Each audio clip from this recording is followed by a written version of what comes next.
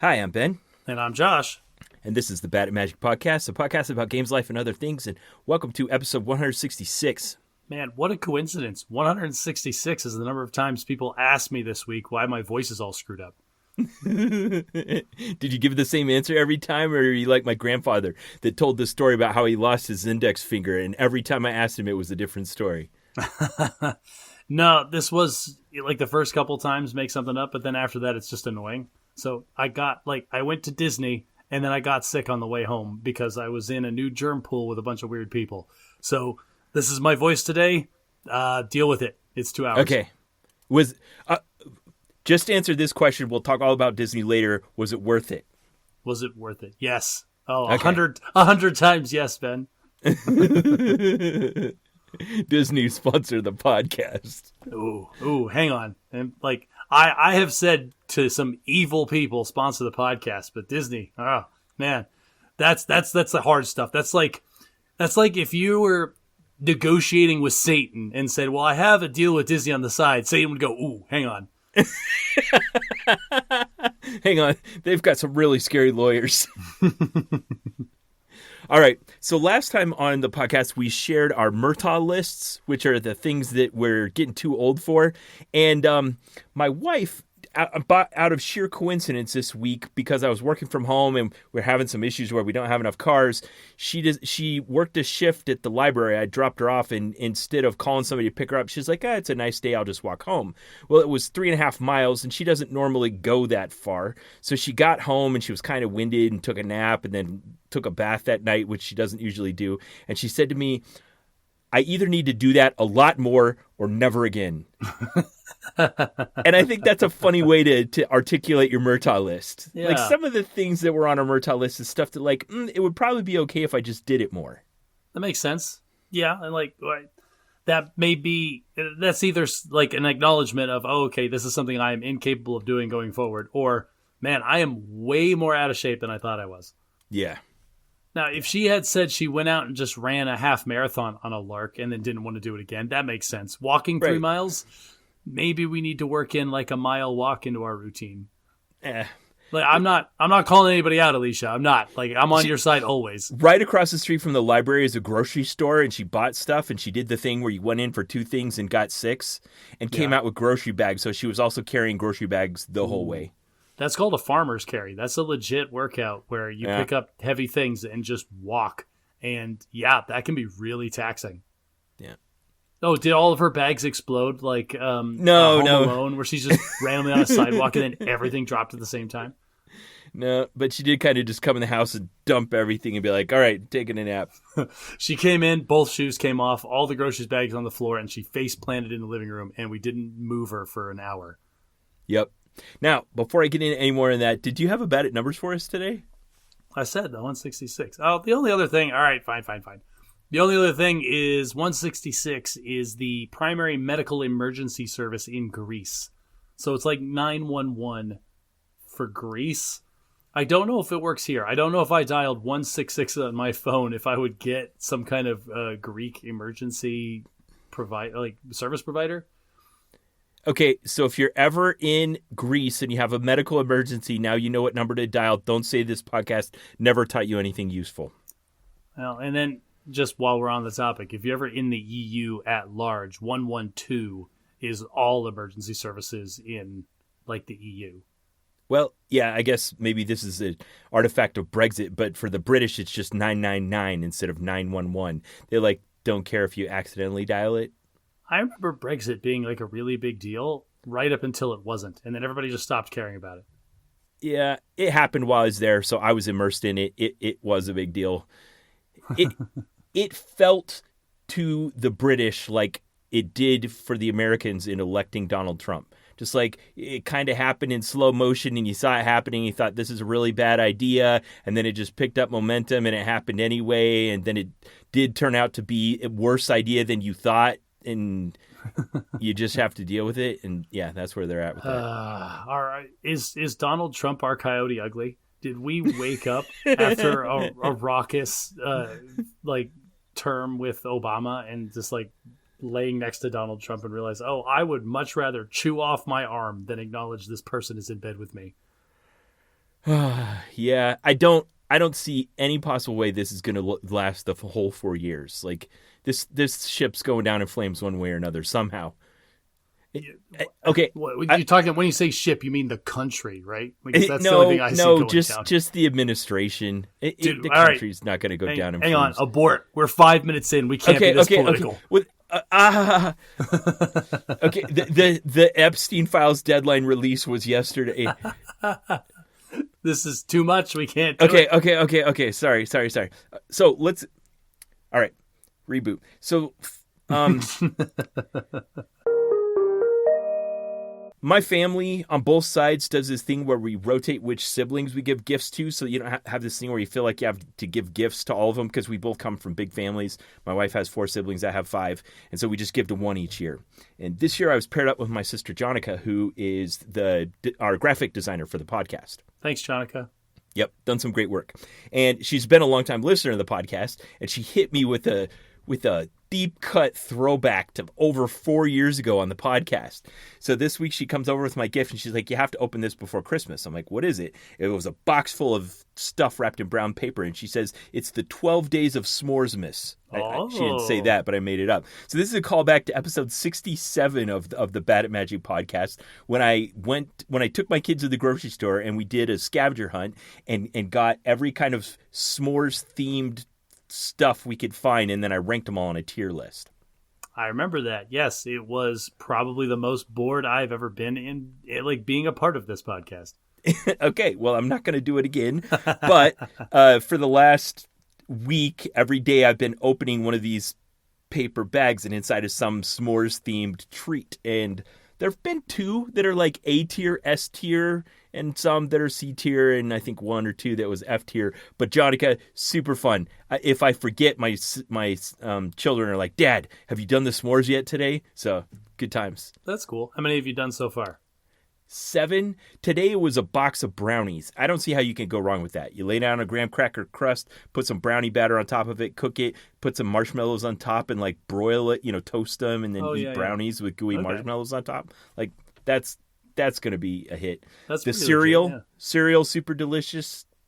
Highly recommend s'more cereal. It's just like graham cracker flakes and Cocoa Puffs and marshmallows. That makes it easy, yeah. I mean, cereal people have been doing those for years, but I don't want to get off the brownies for a second. Ben, controversial topic. How do you take your brownies? How do I take them? Like, do I care about edge versus centerpiece? Well, I'm talking the whole thing because there's a whole smorgasbord of options here. So if I'm making the brownies, I'm not like one of those people that's shopping on the internet for one of those snake-shaped edge pans so that every brownie is an edge piece. But if I'm cooking them, I like to cook them so that they're still kind of fudgy. I don't like to overcook them. And then if I cut into it, I do tend to prefer centerpieces over edge pieces. But I'm not super picky.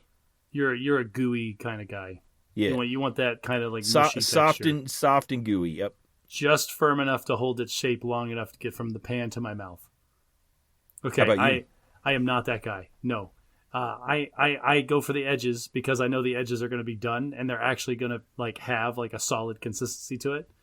And what I realized, because my son likes baking brownies, okay, and so and it's the easiest thing in the world to make, so he makes them occasionally, and he makes them the way that my wife likes them, which is the way you like them, which is gooey. Like you pick it up and it's like already falling, like the structural integrity is collapsing in your hand as you're trying to eat it. And what I realized is I want it to be firm. And I want it to be more airy. It's too dense. It's too much. It's too condensed. So really, my favorite kind of brownie is just chocolate cake. Okay, my mom makes one that's a great halfway in between. It's called Texas sheet cake. It's like it's about halfway between brownie and chocolate cake, and it's also iced. It's super delicious. Love that one. Okay, sounds good. I'll have to look it up. But the other s'mores thing that was a hit was like this bagged snack mix where it's just stuff. I'm guessing there'll be 1 or 2 more like that. There was some Girl Scout cookies that were s'mores. No good. No. Girl Scouts do a lot of good things, but not s'mores. Yesterday it was s'mores chapstick. Oh, what? What? That's what I thought too. That's not a food I'm like, this product. package is too small, so I opened it up, and it was s'mores chapstick, but it was chapstick brand chapstick, but it wasn't one tube; it was 3 tubes. One was graham cracker flavored, one was marshmallow flavored, and one was chocolate flavored. That's horrible. That's the worst. I know. It's like, So, do they have to put on the tubes, do not eat, this will give you cancer? so it's in my drawer. I'll give them a try at some point. Like you said, that's really pushing it as far as s'mores themed food items. What do you like? Put the chocolate on the bottom lip and then the graham cracker on the top lip? Like, how does that even work? And this marshmallow on your tongue. Oh, yeah, I don't have 3 lips, Jonica. This is a terrible idea. All right. So that's that. Call back to episode 67 if you want to hear my full s'mores tier list. This is the update for 2025. All right, man. Well, while we're talking about Christmas, I ran across something on the internet that is one of those rabbit hole, long tail nonsense things that just grabbed me. And this was a TikTok that drove me to a YouTube page where the guy was talking about what did Tiny Tim actually have in A Christmas Carol? Like, what was wrong with him? What was Tiny Tim's medical condition? Yeah, and because... Does Dickens ever actually say in the book? I don't think he does. And this is the weird thing, because I never thought about it before. And it was showing clips of A Muppet Christmas Carol, which obviously the best Christmas Tiny movie Tim's ever. like... Yeah, he's got a crutch, and he's got some kind of coughing. And this is, and he laid it out like, all right, you think about Tiny Tim? No, nobody thinks about Tiny Tim. But what you know is in the darkest timeline where Scrooge doesn't change his way and dies, Tiny Tim also dies and is dead within a calendar year of Christmas that is taking place in the story. Okay. But in the timeline where he doesn't, where Scrooge like changes his ways, Tiny Tim gets to live. What disease can a Dickensian era child have that is treated with food? Like either you die or you live, and it's based on eating a sandwich. Whether or not I live or die is based on my father's annual raise. Yeah, exactly. And he's got a crutch, so it's some kind of physical ailment. It's not like he's got scurvy. Okay, I feel like that could narrow it down a bit. And it did. And this is what drove me to the YouTube channel, is because they had, and the guy is dead now. I don't remember his name. I didn't write it down because I'm terrible Link in the researcher. show notes. But it's some like child pathologist or some pediatric like specialist. He did a whole breakdown on not just like the conditions that the physical ailments and the symptoms that we know about based on the story, but then also common ailments for his social class during that era in London. And according to this guy, that sounds legit. He thinks it's likely a combination of rickets and tuberculosis. And that didn't help me at all. I had to get an explanation on those. Consumption, they would have called it in the Dickens era. So rickets is a vitamin D deficiency. Okay, like, say less. I completely understand that. You are low-class, wage-earning people in London in the worst time of history. Yeah, I can see not having enough vitamin D in your diet. Okay. And then tuberculosis, which can cause paralysis and weakness, which I didn't realize is treatable with a good diet and rest. So yeah, like Bob Cratchit getting a raise legitimately saved this kid's life because they had enough money to feed the poor guy. Yeah. Wow. That made me think about the book I'm reading, but we'll talk about that later. Okay. Of course it did. Thanks for sharing that, Josh. I'm sure many of our listeners like me had never actually thought about what disease did Tiny Tim actually have. So we have our best guess based on what we know about that era and I honestly thought it was just like the disease you hear about all the time in fiction, which is plot convenience. That's what I thought he had. Yeah, I guess when you really put it to the test, you're like, Dickens probably had something specific in mind. I mean, how could he not? He actually lived during the time, right? Right. Well, I mean, let's be fair. He was writing very classy, very true-to-life stuff about these 3 ghosts visiting somebody in the middle of the night. And consumption was a very classy way to die.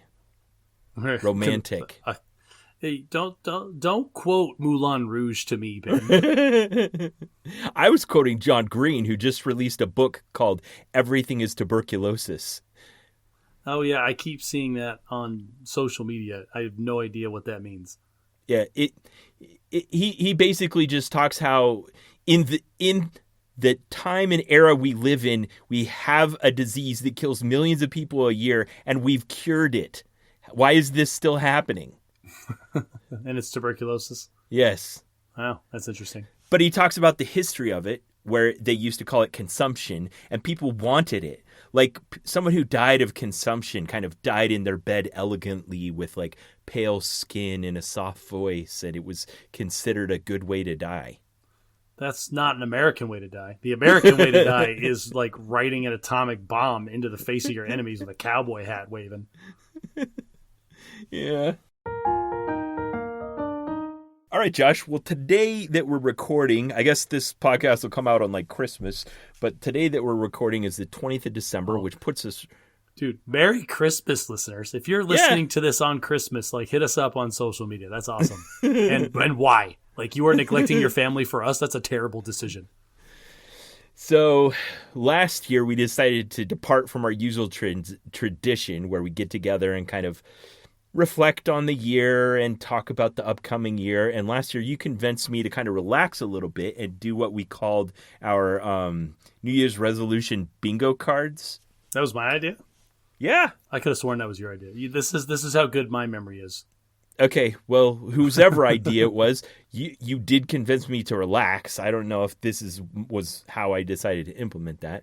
But basically the idea was, instead of treating these things like a list, and if you got, only half of them, you got an F, it was more like, hey, look, you got 5 in a row. You got a bingo. Good job. Yeah, there's what they're supposed to be, which was aspirational goals for the calendar year, right?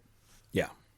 Well, I do want to review these because I will say this. This is the first year that I've actually thought about those all year. Most of the time, it's like a couple of months for your resolutions and like, whatever, I've got real life to deal with. This time, because I had to spend time coming up with 25 things or 24 things and then putting them on a grid, that just stuck in my brain long enough. And I just put it on a spreadsheet that I have open at work all the time on another tab. And so every couple of weeks, I just check in, like, how am I doing on these? Am I making any decisions to get me closer to these things? That's pretty good. An unanticipated side effect of the way we decided to do this, because definitely what we were going for was to make it lower key, but you're saying just that the activity of going through this actually made it stick out in your mind more. Yeah, and it made me more deliberate about it. Okay. So you got a bingo as in like a line across in it? So for mine, I got a bingo diagonally, and I kind of lucked into it because, like, okay, I got these other ones. If I want to get bingo, oh, bummer, I have to spend $60 on magic cards to build that deck that I've been kicking around in my head for 2 years. I guess I'm going to bite the bullet and make a new magic deck. Okay. Yeah, I got a couple of line across bingos, but I definitely had some blanks in mine. So I don't know. Let's each pick 5 successes or failures, and we can talk about them. Okay. Let's do that. So I'll go first. One of mine I put on here was to save up a 6-month emergency fund, which is just like put enough money in the bank that, like, if I lost my job today, I could live off what I have in savings for 6 months. Okay. And live is a fluid term. Just get by so that I'm not like desperate to get rehired. So what we're talking 6 months. What, mortgage, utilities, and groceries?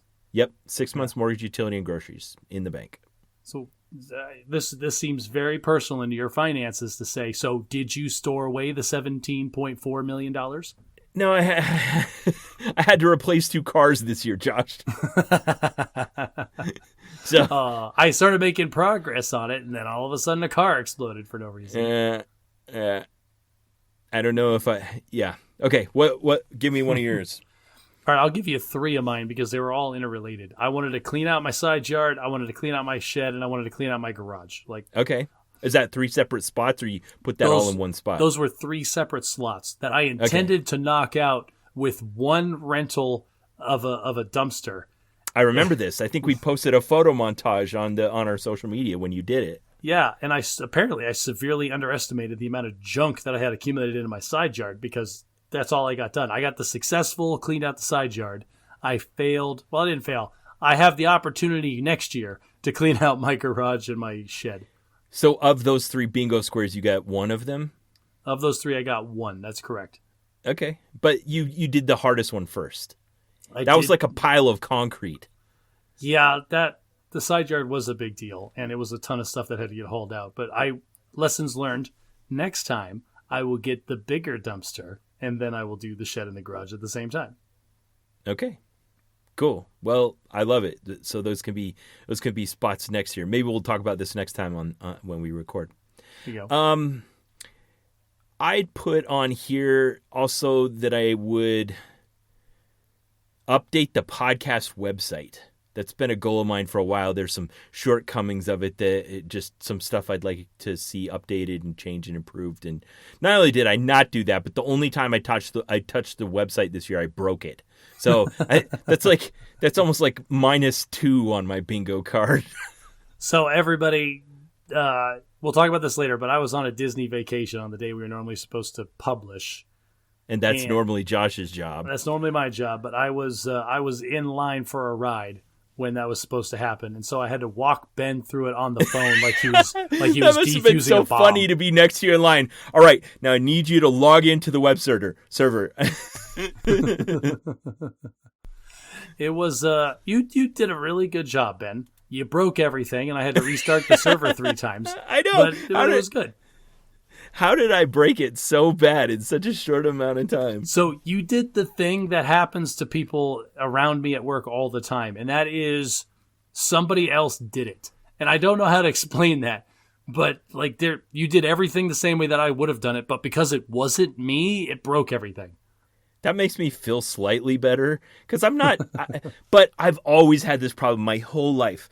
I know just enough to be really dangerous. Yeah. But then, like, oh, I know servers. I'm an IT guy. I manage guys doing this all the time. And then I tell you, hey, go log into the WHM. And you're just like, and it's like, I know what that word means, but I don't know how to actually do any of that. Yeah. And that's what happened. Okay, so that's 2 fails. Go. What do you got next? Okay, what do I got? So this was a pass. This was 1. I wanted to get down to 250 pounds, and I was 4 or 5 months into the year when I realized that wasn't going to happen on its own, and that's when I started my journey with the semaglutides, with the GLP-1, with the Ozempic injections. Now, I will say, part of that whole thing, like, shout out to the clinic that I was going to, because the guy sat me down every month and was like, hey, like, too many people are just on this forever. That's not the point. The point is that this is as an assistant to help you get to where you want to be and help you reinforce some good habits. And then you come off it, and then you continue on with an actual healthy lifestyle, not just a supplement. And so that's what I did. I'm starting to wean off it right now, actually, with the intent being, I know how much I'm eating right now and like what my limits are. And so that's going to help me reinforce, okay, this is how much I should be eating. And if I'm breaking that, that's bad. Okay, wait. Wean off it. Is this something you're deciding to do, or is this standard procedure? Because the way I'd always seen it talked about it made it seem like they just, you take it forever now. So at least this place, like the idea is that it was just supposed to be an aid. This is just supposed to help you on your journey. It's not supposed to be something you just take for the rest of your life. And I don't want to take something for the rest of my life. This did help me lose weight. But if I come off it and just maintain the weight that I'm at now, I'll be very happy. Great. So the goal that we're talking about, in the weaning off, I don't know if that's the thing, if I should just quit cold turkey. But the guy said, hey, don't. We need to get one more billing cycle out of you. So we're going to wean you off of it. That's not what he actually said, but that's kind of what he said. Huh. And but the goal was to get down to 250 pounds, which I haven't been at in probably 10 years. And here I am, Ben. I weighed in at 249 pounds this morning. Wow. Congratulations. Thank you. I feel really good about it. That's awesome. I feel better. I feel like I look better. It's good. It's all been good. How do your clothes fit? Oh, man, my clothes fit so good. We went to a play today, and I had to put on my fancy brown belt instead of my casual brown belt. And I'm on the last hole of my fancy brown belt. Yeah, it's great. That's awesome. What was the play? Oh, we went, so instead of the Nutcracker, because, all right, we're on a tangent now. Buckle up, boyo, because we're going down this one. every year we want to do something artsy for Christmas, and traditionally that has been we go see some rendition of the Nutcracker. We have gone and seen professional ballet performers do the Nutcracker. Yes, this is coming back to me now. Yeah, and we've also gone and seen the local middle school dance troupe go and do the This Nutcracker. is the Josh Fleshman family's version of trying every kind of s'more snack. Yeah, we saw all the Nutcrackers. Every flavor of the Nutcracker. But this year, this is probably 3 months ago, my wife goes, "Oh, we should go see the Nutcracker. Let's get some tickets." And all three of us in the room kind of went, do we need to see the Nutcracker again? Is this family tradition starting to die on the vine? After we all left the bomb shelter, when my wife calmed down from that comment, we found something else to do that was like supporting the arts and then also being Christmassy. And so we went and saw Rudolph the Red-Nosed Reindeer as a play. On ice. Please say on ice. It was not on ice. No. This was at one of the more professional theaters in town, the Herberger Theater. This is a legit stage. It had a balcony, like the seating that you would like with opera glasses and stuff. Like, this is a legit thing. But it was a performance by it was targeted at little kids, and I didn't know that going in. But we were the only one. Well, we weren't the only ones that were dressed up. We were the only ones that were like all older. Like, everybody in there had kids that were under 5. I'm like, oh, this wasn't for us. And Ben, it was like a shot-for-shot remake of the cartoon, and I couldn't have been happier. Oh, yes. That's what I wanted you to see it then. We had a good time anyway. Oh, man, Rudolph the Red-Nosed Reindeer is my favorite, like the 1940s version. It's holiday comfort food. One. Yeah, and it was perfect. And my wife even said when we came out of there, she goes, I knew every time I was looking at the play and something happened, I go, oh, this is going to make Josh squee. And then she would look over at me, and I would just be making that little girl noise, clapping my hands together, like, it's so great. Who's your favorite character? Oh, obviously it's Yukon Cornelius. Same. The greatest prospector of the North. I'm here looking for silver and gold. Gold! My work sometimes does like trivia where we get together and just do like a Kahoot together online. And one of the questions was, okay, so I'll ask you some of the questions we had. One was, what does Ernie want to be when he grows up? Oh, for crying out loud, a dentist. Okay. And what does Yukon Cornelius find at the end? A peppermint mine. Yes. I missed that one. I guess. Oh. I don't know. He was looking for silver and I forgot he found a peppermint mine. Oh, this fog's as thick as peanut butter. You mean pea soup. That was another one that we missed. I put pea soup. Bro, all right, is your favorite character really Yukon Cornelius? You can revoke my Rudolph the Red-Nosed Reindeer fan credentials. There you go. It was awesome. They had like puppets and like it was a hard working play. There was one girl that played Clarice, the love interest for Rudolph as a reindeer. That was another question. She was playing elf number 4. What was the name of Rudolph's love interest? And she was also playing the woodland critters. Like they would put on a white jumpsuit and a white beanie and have puppets of the little woodland critters that looked exactly like the drawings. And she was playing the doll on the Island of Misfit Toys. Like, this girl was doing everything. I felt How did bad you know for it her. was the same girl? Because there was only like 7 total people in the whole cast. That sounds awesome. It was I great. Go. The snowman had a costume where, like, at first he came out, I'm like, this is weird. I was getting some kind of weird, when you look like at an AI image and you're like, something's off and I can't quite put my finger on it. Yeah. And it took me half the play to realize, that dude, like, all right, he was dressed as a snowman, so he's got the big balls over his chest and over his lower torso. But he was, like, shorter than all the other actors, and he was, like, gliding, like, really, really well across the stage the way that Sam the snowman does in the show. The dude was totally sitting on, like, a little stool with wheels on it and was just, like, pulling himself around with his feet like you do at the office in your office chair. I was like, that's how he's doing it. Okay. Now, I got a question about the tradition thing here. Did you guys set out from the very beginning to create it? Like, the very first time you went to see the Nutcracker, you were like, this is a new Fleshman family tradition. We're going to do this every year. Or did the second year, when you went to see it again, you're like, okay, I guess we're doing this? No, I think it's the third year that it happens. Where we never actually say out loud, oh, well, we are going to make this a tradition. I think it's just like, well, we have done this for multiple years now. I guess this is our tradition. this is perfect because this is what I want to talk about. My wife and I inadvertently started a tradition with the kids where one year, I don't know why, we decided to play a game with them where we wrapped all their presents and put them under the tree, but we didn't label them who they were for. All we did was we used one color wrapping paper for each kid. And because there's 6 kids, there's a lot of color wrapping paper under there. And then they have to just guess by like looking at the shapes and shaking them and figuring it out. And we did that for a couple of years, and then they started to grow up and move out and stuff. And one year, we just labeled the presents and stuck them under the tree. And the kids come in, and they sit down, and they pick up the gifts and see the labels, and they're like, "Aw." Well, this is dumb. You broke it. You broke Christmas. Right. Thanks, Dad. So we found out that we'd inadvertently started a tradition that we couldn't escape. So now this is the status quo. So my wife and I just got done wrapping all the gifts, and we were running out of one roll of paper, and it was creating this crisis. So like, oh my gosh, can one of us go to Target and see if we can find another roll of this stuff? Because that's awesome. This week, the kids was the last week of school before Christmas break, and then my wife went and picked them up on Friday, and they were in the car, and they were driving back, and my son goes, "Hey, my friend wants to know if he can come over and do gingerbread houses with us this year like he did last year. And when are we doing gingerbread houses?" And my wife told him, "I didn't buy any gingerbread houses. I didn't know we were doing gingerbread houses." And then both my kids apparently did the same thing that yours did. And we're just flabbergasted, like, "What do you mean?"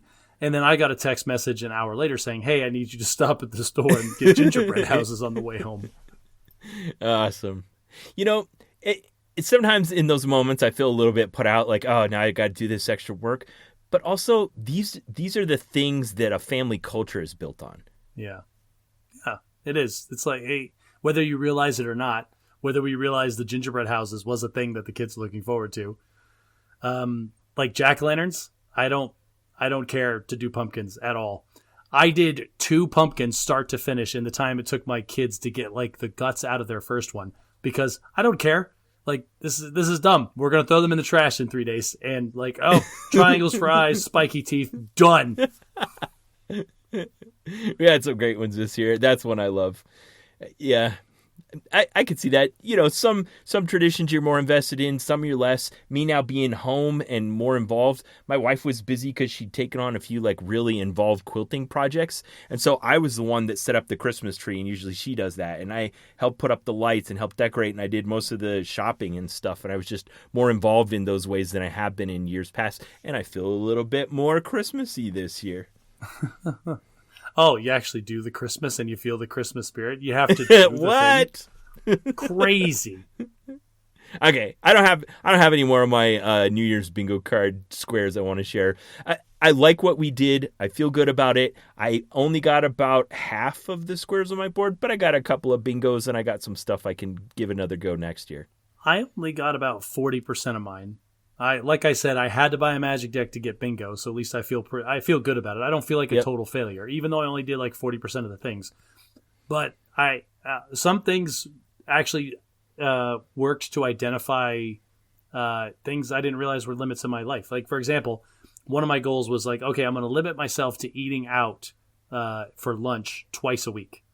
I'm in the office at least 4 days a week, sometimes 5 or 6, depending on. Was that about health or money or both? A little bit about both. It's like it's expensive to eat out every day, and then like I don't need all this fast food. I can bring food that's cheaper and better for me. But what I discovered was the days that I brought my lunch to work and just sat in the break room eating, I felt bad, because if I go out to eat, I will take my entire lunch hour. I will be gone for a full hour, and I'll come back refreshed, energized, ready to work. Eating in the break room. You're a more productive employee when you bring your lunch in? Yeah, and I hate it. And it feels I don't have. All right, so when I walk out of the building and go get lunch and then come back, it feels like a mini work day. It's like, okay, I've only got like 3 more hours and I get to go home. But when I'm sitting in the break room, the whole time I'm sitting there, I'm like, I should be at my desk working. Every time somebody comes in here to get like water or coffee, like, oh, and sees he's me still slacking in there. off. Yeah, exactly. And then I was there the whole time. Like, I work 10-hour days sometimes, and I felt like I was there the whole 10 hours because I never left. Yeah. So I failed miserably at that one, and I'm going to continue to fail miserably at that one. I'm just accepting it. So okay, but have you accepted what you learned? Because you made it. Maybe you made that goal for one reason, but you realized you had a limitation you hadn't factored into it when you made it. Yeah, and so the new goal is I just need to find ways that I'm going to eat out. Like I'm going to eat out. So I need to find ways that I need to eat out healthier. I need to make better choices when I'm eating out, and I need to find more cost-effective choices when I'm eating out. Okay. I like it. One that's on mine that I failed at is I need to find a common hobby to share with my spouse. Still working at that. I think I've mentioned before that my little sister and her husband do the like New York Times crossword together every day. It's involved, and I watch them doing it, and I kind of envy that just moment of togetherness that they've programmed into their daily battle rhythm. Yeah. I have the same goal to try to find something with my daughter. I thought that was going to be crocheting, but she has no patience for it, and I have big giant fingers. Like I spent a whole 2 days crocheting, and I screwed it up horribly, and I haven't picked it back up. So we'll try again next year. Okay, cool. Well, that was a good exercise. More about that next time on the podcast. I need to do a bad at husbanding. So. Okay. One of my goals on my bingo card was kind of really throw myself into whatever the next volunteer job that the church gave me was. And in the spring, they called me to be the Ward Activities Committee Chairman, which means that we coordinate the like group activities that our congregation has throughout the year. So since Board game night has never been better. Yes. So since April, we've done 5 activities of various sorts, barbecues and potlucks and holiday-themed things and summer country fairs and that kind of stuff. Just a couple weeks ago, we had our annual Christmas dinner where we had a string quartet and Santa Claus and catered dinner and decorations in the banquet hall, all that kind of stuff. There was a point, and I'm going to go on a complete tangent because I'm not going to talk about the church and the callings and stuff anymore. What I'm talking about is there was a moment where I had a complete man blind spot that my wife exposed to me that I was flabbergasted how blind of a spot it was. So part of what we had to do, kids cover your ears, is that we had to make up these little prize bag goodie bags that Santa Claus would give to the kids when they sat on his lap, so that when Santa got there, we handed him all these things these little cellophane bags with some treats and a prize inside that then he put into his sack, so that after he asked the kid what they wanted for Christmas and he pat him on the head and set him down, he'd hand him one of these little bags. Okay. I'm trying to guess what you're going to say next because that's what I do. Is this like an allergy thing, maybe? No. Okay. It really is out of left field. I should have called this bad at husbanding. So my wife and I got all the materials for these and did all the construction for them, and they're all just sitting all over the place, and we basically had to transport them from our house to the venue so that then when Santa Claus arrived, we would transfer them into his sack. So to me, all I needed was something to fill the function of transportation. You just need a vessel. You just need a discarded Amazon box or two. Or like a tote or something, yeah. Exactly. In my mind, I was only thinking function. So I went in the closet and I got this bag that was made out of like tarp material from like a hardware store or something like that. Perfect. And I put all of these in it, and it had handles and it contained everything. I was so proud of myself. And my wife looked at me. She put her hands on her hip and kind of made a sour look, and she's like, "That's not a very cute bag." Cute bag for what? Like Santa Claus has his own bag, right? Santa Claus has the cute bag. We don't care about cute. I know, but she was like, I have better bags than that we could use to transport it that are like the same size, but they look nicer. I'm like, we're going to take this and carry it from the car to the kitchen and set it on the counter in the kitchen. And when Santa arrives, we're going to dump this into his bag. No one's going to see it but us. Right. That's it. No one's going to see it but us.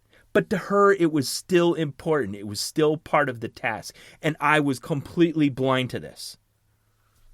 All right, so this is one of those times where you push back once. Like, does how the bag look really matter? And when she goes, yes, it does, you go, okay, sweetheart, well, let's go get one of your cuter bags then. Yes, and to my credit, that's what I did. So excellent, good job. That's what happened, so I guess not so bad at husbanding. But then I was thinking in my mind, has this happened again recently? And I had another time that it did.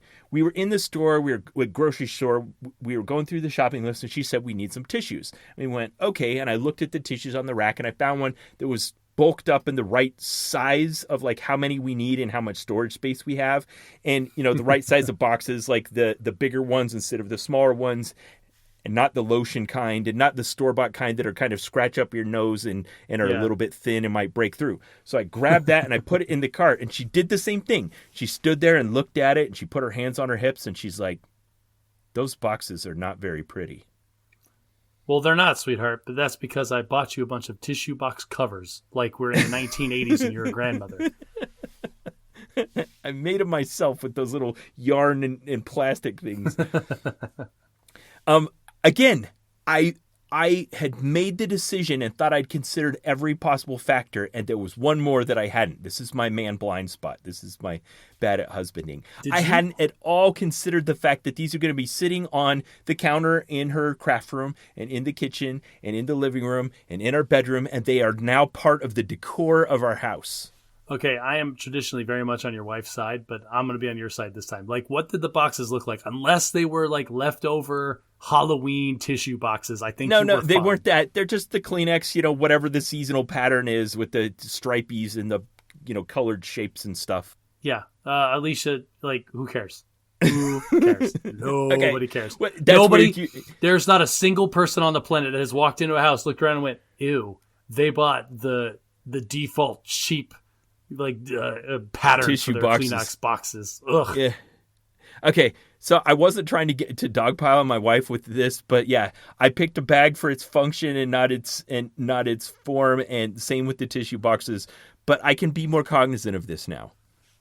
Okay, I always try to strive to be a good husband, but there are some things my wife knows, and that is, if you ask me to buy tissue boxes, I'm going to get functional tissue boxes. All right, it will be a tissue box by definition. But she knows that when she asks you to do it, right? Yeah, exactly. I don't care what the tissue box looks like. So I am happy to buy the fancy one. I will happily go, oh, wait, no, she said specifically she wants the nice looking one. But that's not on me. That's on you. You've got to tell me to get the nice one. Okay. So in my mind, there's a continuum. And at one far end of the continuum is maximum functionality. Like making a decision based on, I need a thing to do a task, and I'm going to pick the best possible thing to do the task. And at the other end of the continuum is the appearance or feng shui or whatever you want to call it, feng shui of the thing. And I tend to err more on the continuum towards the functionality, but not 100%. Like, does this tissue box spark joy? Yeah. Okay, so this reminded me of an experience I had. Oh, man, I can't remember where it was, but it was this time of year, a decade ago. Somewhere we'd gone to a place where you go to an alpine ski resort, and they have a part of the resort portioned off for less ski-like activities so they can lower the barrier to entry and get the people that aren't their usual customers to come. And this is tubing. So they'll have, a place where the hill kind of goes into a bowl, and they'll have some lanes carved out and some high-quality tubes, and then they'll have a little, magic carpet lift that goes up beside it, like the beginner ski hill has. Yeah, and then you pay $20 and you can go out there for 2 hours, borrow their tubes, and slide down the hill a few times. Yes. I was with one of my kids, I want to say, and that day I was behind a lady who had decided she was going to, whatever reason she was coming out today, she was going to maximize on this continuum form. She had a cute jacket and cute pants and cute hat and cute everything.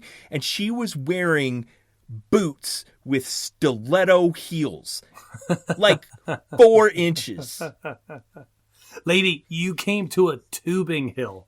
Right. So 1, that's kind of dangerous. 2, she could actually puncture her tube. But what really happened is, for traction, everywhere you're supposed to walk to queue up and stuff, they have these rubber mats with 1-inch holes in them to catch the snow and get them off your boots. Yep. Okay. And every step she was taking, her heels were going all the way through these holes and getting stuck.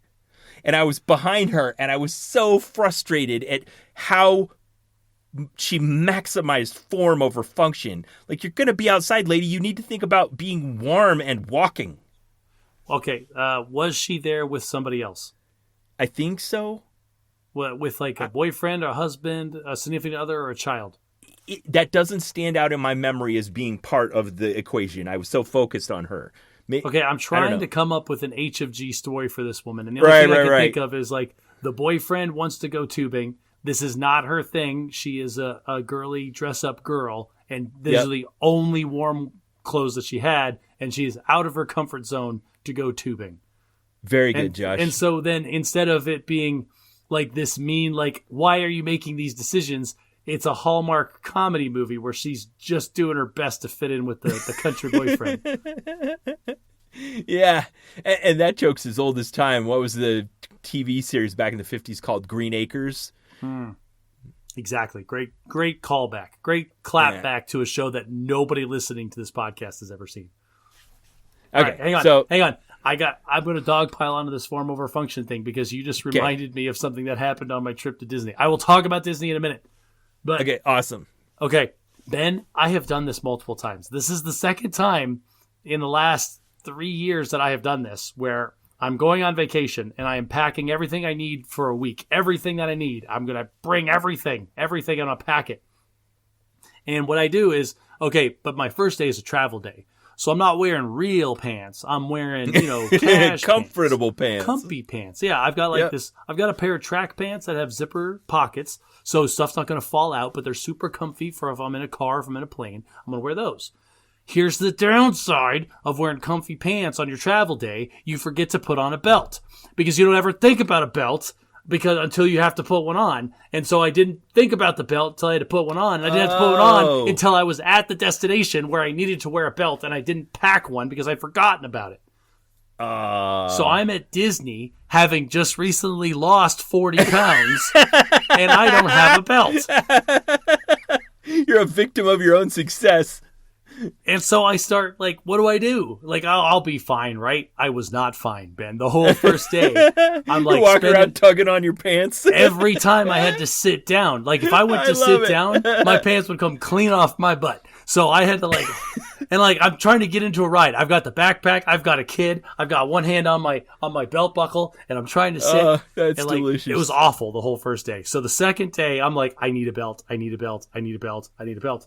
And, like, I'm going to, like, the Disney cast members, like, at the hotel, at the park. I'm like... Did you end up with, like, a Mickey Mouse belt? No. So they sell this stuff, right? And they even say, like, this is one of those Disney insider tips that I had to Google on my phone. They sell a ton of stuff that they do not put out in the stores in the front because they know people are going to need them. This isn't just, like, one of those fake internet rumors? No. You tried it. I tried it. And... I asked somebody, hey, do you guys have belts? And she's like, let me go check. And she went in the back, and she was gone for 3 minutes, came back. She goes, we literally sold our last one 2 days ago. And so they had belts, but not for me. And I'm like, oh, well, that sucks. I guess I'll just spend the rest of this day hiking up my pants. Hiking my pants up. But that was the day that we went to Star Wars Galaxy's Edge, Ben. And one of the stupid little... Because my kids are like, all right, every one of the little gift shops in Galaxy's Edge had just, like, awesome everything. And so we stopped and looked at every single one. But then I saw in one of them, they had a Rebel Alliance utility belt that they were selling. Oh, that's why you sent me that photo. You didn't give me the backstory. I love it. So and I'm looking at it, and I'm like, hang on. And like, can I look at this? She's like, yeah. And I took it off the rack, and like, this is just a legit web belt with a full metal, not novelty, not plastic, not toy buckle. And I'm like, this is a belt. And it was way overpriced, but it didn't matter because I freaking needed it. Yeah. And so I took it came with pouches. It came with Star Warsy, like, utility pouches that you could, like, put stuff in. Rip all the pouches off, put this belt on my pants, cinch it down. Perfect. This is exactly what I needed. This solved so many of my problems. I am so happy I got this. And my wife goes, what do you do with the pouches? I'm like, well, I'm going to put them in the bag because I don't really need them. But hang on. There was one that's like, those two pouches, they're like rectangles. But there's one that was like a cylinder with a drawstring at the top that's supposed to be like an actual pouch. And the water bottle that I'm required to lug around all day fit perfectly into this thing. I'm like, you know what? Screw it. I put the utility pouch on my belt, on my holster here, put the water bottle in there. And Ben, I wore that sucker every day that we were at Disney for the rest of the time. That's awesome. I had water in a holster on my belt, and it was perfect. It fit a niche. Okay, hashtag normalized utility belts, because these pouches on the belt were so incredibly useful that I'm advocating this should be something people wear around. like Batman from the 50s. just like every movie Another that you 50s ever TV see. show callback. I it's basically like one step away from being a fanny pack, but like it's more functional because it's a belt and like it's like a big pocket. I don't know. I wear cargo pants most of the time, so usually it's fine. But I found the utility very, very good. Okay, here's the real question: How are you going to continue to wear it now that you're back home, or did it just fill a purpose for a couple of days and now it's going to gather dust in your closet? Okay, so it is still not like it was not meant to be an actual belt, right? It was meant to be thrown around your waist on top of whatever other belt you're wearing with the pouches that are hanging off it. I see. So there's a couple of functional things that it doesn't have. But that said, those are easy to get. So yes, I plan on wearing this as a belt in the future, just non-ironically. Listeners, Justin asked me to do this, but I want to describe what he's wearing right now because it can only be described as Jedi casual. He has on a brown hoodie that looks like a Jedi cloak, and he's wearing a Rebel Alliance t-shirt. So, well, it's not just the Rebel Alliance logo. At the top, it's the logo, and at the bottom, it breaks down into the silhouettes of all the different Star Wars spacecraft. Oh yeah, beautiful. Is this did you get this at Disneyland? No, I wore this at Disneyland. All right, because my wife is amazing, I've had this shirt in my closet, not allowed to wear it for 6 months because It was a Disney shirt. And now I get to wear it, and I'm so psyched. Okay, so my wife and I have this problem sometimes. We're like, we both like the same kinds of things, but we like different versions of the same kind of things, so we still have trouble getting our Venn diagram circles to overlap. And we both love doing jigsaw puzzles, but my wife likes ones that are like classic works of art, and I like ones that are photographs. So we both want to do a 1,000-piece jigsaw puzzle, but we can't agree on what to do. So we were into Toy Store Christmas shopping this week, and we were trying to find a puzzle that we could like put out on the dining room table on Christmas Day. And we were having this disagreement, and I'm like, "How about this one?" And she's like, "That one's for you." It was a Starfield, and there was a Empire versus Jedi battle happening on the Starfield. I'm like, "You like Star Wars too?" She goes, "You can probably name every starfighter in the Starfield." And I looked at it, and she was totally right. Yeah, you like Star Wars too. No, I tolerate Star Wars. You love Star Wars. There was that time where I basically enlisted in the Rebel Alliance and flew 100 missions for leading up to the Battle of Yavin. So yeah, I know all the Starcraft. Hilarious. That's great. I'm like, that's a Krillin Corvette, and that's a Bothian medical frigate, and that's yeah. I don't know why they bring the medical frigates into the ship-on-ship battles. I know, right? Like stay out of the fight. Yeah, you need to be way outside of the fleet for this one. Just hang back, like a 30-minute or a 30-second jaunt backwards. Like, just why? Oh no, they blew up the medical frigate. That's kind of your fault. This again, it goes back to the fact they're a Rebel Alliance. Like they didn't have enough cruisers. They didn't have enough turbo lasers to actually go against one Josh. Star Destroyer. Oh, the medical frigate's got shields. Let's throw him in there, too. All right. So that was my bad at husbanding. You have a bad at parenting for us? I do have a bad at parenting. This one, Ben, this one was so fun. Okay. So this story starts last night. You and I were on a video call, and we were playing the Magic Online Vintage Holiday Cube together. Uh-huh. And my wife and my daughter were in the kitchen behind me baking cookies, right? This is a mother-daughter activity that my wife decided we are doing this, and got my daughter, and we're put on aprons and we're making cookies. I laughed out loud a couple of times hearing them in the background. So here's the thing. My daughter is 11, and she is just starting to get her sass. Like her sass is starting to come in. I love it. I've noticed this as well. And it has bothered me sometimes. And I have mentioned this to my daughter specifically sometimes. Hey, why do you feel the need to correct everything that we say, even when we're correct and you're incorrect? We have a script for that. Oh, yeah? Yeah, in my family, when someone does that, I'll be like, I'll just real quickly and in my driest possible voice say, "Thank you for that pointless correction," as I was saying. So my daughter, I don't know why, but she just has to have the last word or something. Yeah. And even when she's making a mistake, she'll be like, "Oh, well, it's because of this." Like she'll make an excuse for it. Like I'm going to teach her no excuse, sir or ma'am, very soon. Stop. Stop. There's no excuses. It's like you're making, like, I don't think you realize You're what going to doing. send your daughter to the Air Force Academy? No, I'm going to instill in my daughter the fact that it doesn't matter why you did the thing. If you screwed up, just own it and fix it. Don't try to justify it. Don't double down on the screw up. That doesn't make any sense. That was definitely one of the biggest things that they instilled in us in basic training for officers. Don't double down on your screw up. Just own it and fix forward. it. Yeah. Yep. So so that was last night, and like they were done. They got the dough had to rest overnight because of the butter. Like this, the whole thing with cookies and butter. Like you can't just throw them right in the oven. If the butter was melted, you've got to cool it back down again. I'm not going there. So they throw it all in the fridge. Daughter goes to get showered, and my wife comes over to me. Clearly, her tolerance and her patience all spent, all depleted. Gone. Yes, like ready. Like if I had handed her a sledgehammer, she happily would have destroyed any physical property in her path just to vent some of the frustration. Turn our front room into a rage room. And for like, I had to stop and turn to her, and she's for a second devote her my full attention because she needed it. And she was like, I don't know why. I tried so hard to be so patient, but that girl will just not let me say one freaking thing, regardless when she's doing. Like, I know, honey, you're so right. Everything you did was perfect, and she is just a monster, and I don't know why she would antagonize you in this way. And like, just go lay down in your bed, and we'll get you a shower, and you'll be fine. But like, just doing all the things you're supposed to do, right? Okay. Flash forward to today, where the Fleshman family, we're getting in the car, we're doing our artsy holiday thing, and we're going to go see Rudolph the Red-Nosed Reindeer, and we're in the car. And then my daughter says something, and she's like, oh, well, I don't, let's do this. I don't remember what it was, Ben. But I go, oh, well, that's not right, because then we have to do this. And she goes, well, that's not what I said. I meant this. I'm like, that is what you said. You said this thing. And then my daughter and I proceeded to have an actually each other for the next, like, 35 seconds. And then my wife goes, it's you! You did it! You are a carbon copy of your freaking daughter, and it's your fault.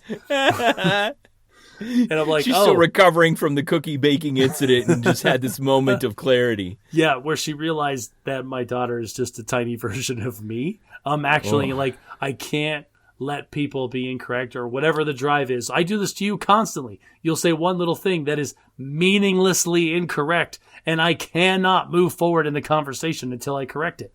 Okay, so in this 35-second exchange that you had, did it reach a maximum level of tension and not exceed that, or was it continuing to elevate?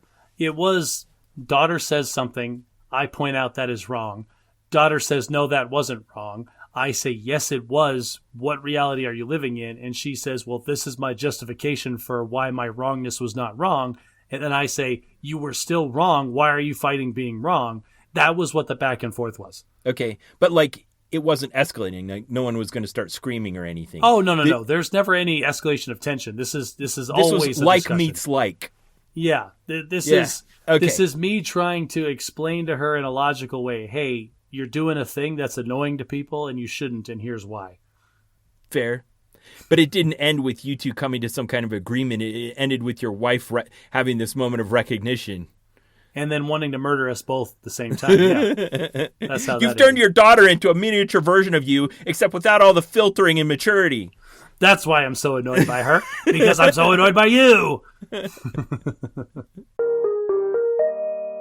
Something weird's happening at work right now. Basically, because our company's growing and we're expanding, we took occupancy of the other half of the floor of the office building that we work on. And as part of that, they're rearranging all of our space. They're not just adding all of the new space that we acquired, but also rearranging the existing space that we were in. So we have opportunities. How do we want to work, everybody? Do we want to be in collaborative pods? Do we want everybody to be in cubes where nobody can see each other? Like, yeah. Yes, perfect. Just like you're saying. So all that's happening. And they've really been trying to shake off the COVID doldrums of everybody just wanting to work from home and trying to reestablish this culture of being in the office. But they just reach a point where there's going to be too much noise, too many unauthorized people in the area, where it'd be better if they weren't here. So over the holidays for the next 4 weeks, work from home, and we'll finish all of the intrusive, loud, dusty, For the smelly next 3 or stuff. 4 weeks, everybody work from home. Remember how glorious that was. And then we're going to drag you all back in here, and we're going to sit you at communal tables where you don't have any private space whatsoever. And that's how we're going to work going forward. This is what I said. I'm like, it better be really good when we come back so that people can forget, like the break room better have like really good free drinks or whatever so that people are like, okay, I'll come back to the office. You need to have screaming spaces. Like you need to have private like enclosures where people can go just to be away from everyone. So I know your office is kind of small. What was it, like 20 people total? Our office is like 15 or 16 people total. 15 people total. Do you guys have an office fridge? Yes, we do. Do you have the problem that's common to humanity with office fridges? I don't have the problem with the office fridge because I don't use the office fridge. Now, our office has a problem with the office fridge in that, hey, whoever decided to bring in their leftover teppanyaki for lunch 4 weeks ago, please throw it away. Okay, good. So your office is still handling it on like a pickup basis. Like, oh, I saw someone put that in the fridge and I know who it was. Or, I can send a message and it'll get taken care of. Our office has over 200 people in it and we have 4 fridges. And if somebody forgets something in there, like it may never get claimed. That person might not work here anymore. So you have the what is it, the quarterly purges where you just dump the whole thing into the trash. Well, we have the automated Slack message. It goes out on Fridays. That says that Friday at 4 p.m. the whole fridge will be cleaned out, but it never really gets cleaned out. We have 24-hour shift workers that come in and just put their lunch in there an hour ago. So like we're not going to throw their stuff out. So you kind of just eyeball it and stuff. And there's basically a noise threshold that doesn't get exceeded. There's something hiding in the back that no one can see that's gotten way too old, or there's the stuff that's in there that looks fine and no one's willing to throw out. Well, this office remodel was an inflection point where we actually had to do it. We were all leaving for 3 weeks working from home. Whatever's in the fridge is not going to be edible by the end of Not just that, but they're going to knock out a wall in the break room and triple its size, and the fridge might be unplugged for 2 of those 3 weeks. Gotcha. So this is mandatory clean out the fridge day, forced function. The problem we were having is that this is a thing where you are doing a task that's a common task you might do in your house, but you have to have a different set of internal rules that you're applying to it for the office. Yeah, the rules at the office is everything must go. It's so easy to say, Josh, but when you're standing next to a fridge and you've got a giant, 55-gallon trash can next to you, and you reach in and you pull out a ketchup bottle that's been squeezed once, and you just can't throw it in the garbage. Like, it just doesn't feel right. All right, this is our difference between you're, neutral good, and I'm lawful neutral. Like, if I said I'm throwing everything away at 4 p.m. on Friday, I'm throwing everything away at 4 p.m. There's no decisions to be made here. This is something you actually have a special talent for. It's called mode switching, where you recognize this is a different context, this is a different task I'm doing, and you don't even have to suppress your natural urges. Like, this seems wasteful, like that. Like this. No, I'll acknowledge this is wasteful as I am throwing it into the trash. It's not going to change my behavior. Also, like maybe you pull out someone's bring from home container. It's like stainless steel tempered and glass bowl with one of those rubberized lids on the top, and you're like, we warned them. Yeah. How many Slack messages do you got to get before you recognize, hey, we're not screwing around? Oh, you threw away my tempered glass Tupperware. Was it in there at 4 p.m. on Friday? What time did I say I was going to throw away everything in the fridge? Was that also 4 p.m. on Friday? And there was definitely that going, even though, so leading up to this, the other manager that I sit next to and I were like, all right, on Friday, we're really going to do this because it was our unit's month to own cleaning the break room. So Slytherin? You're talking about Slytherin? No. We rotated around by the business unit. So like this month, it's this group doing it. Next month, it's the next group doing it. And it happened to be that our group owned the month that was the remodeling month. That's super lame. You should all identify as Slytherin from now until next Halloween.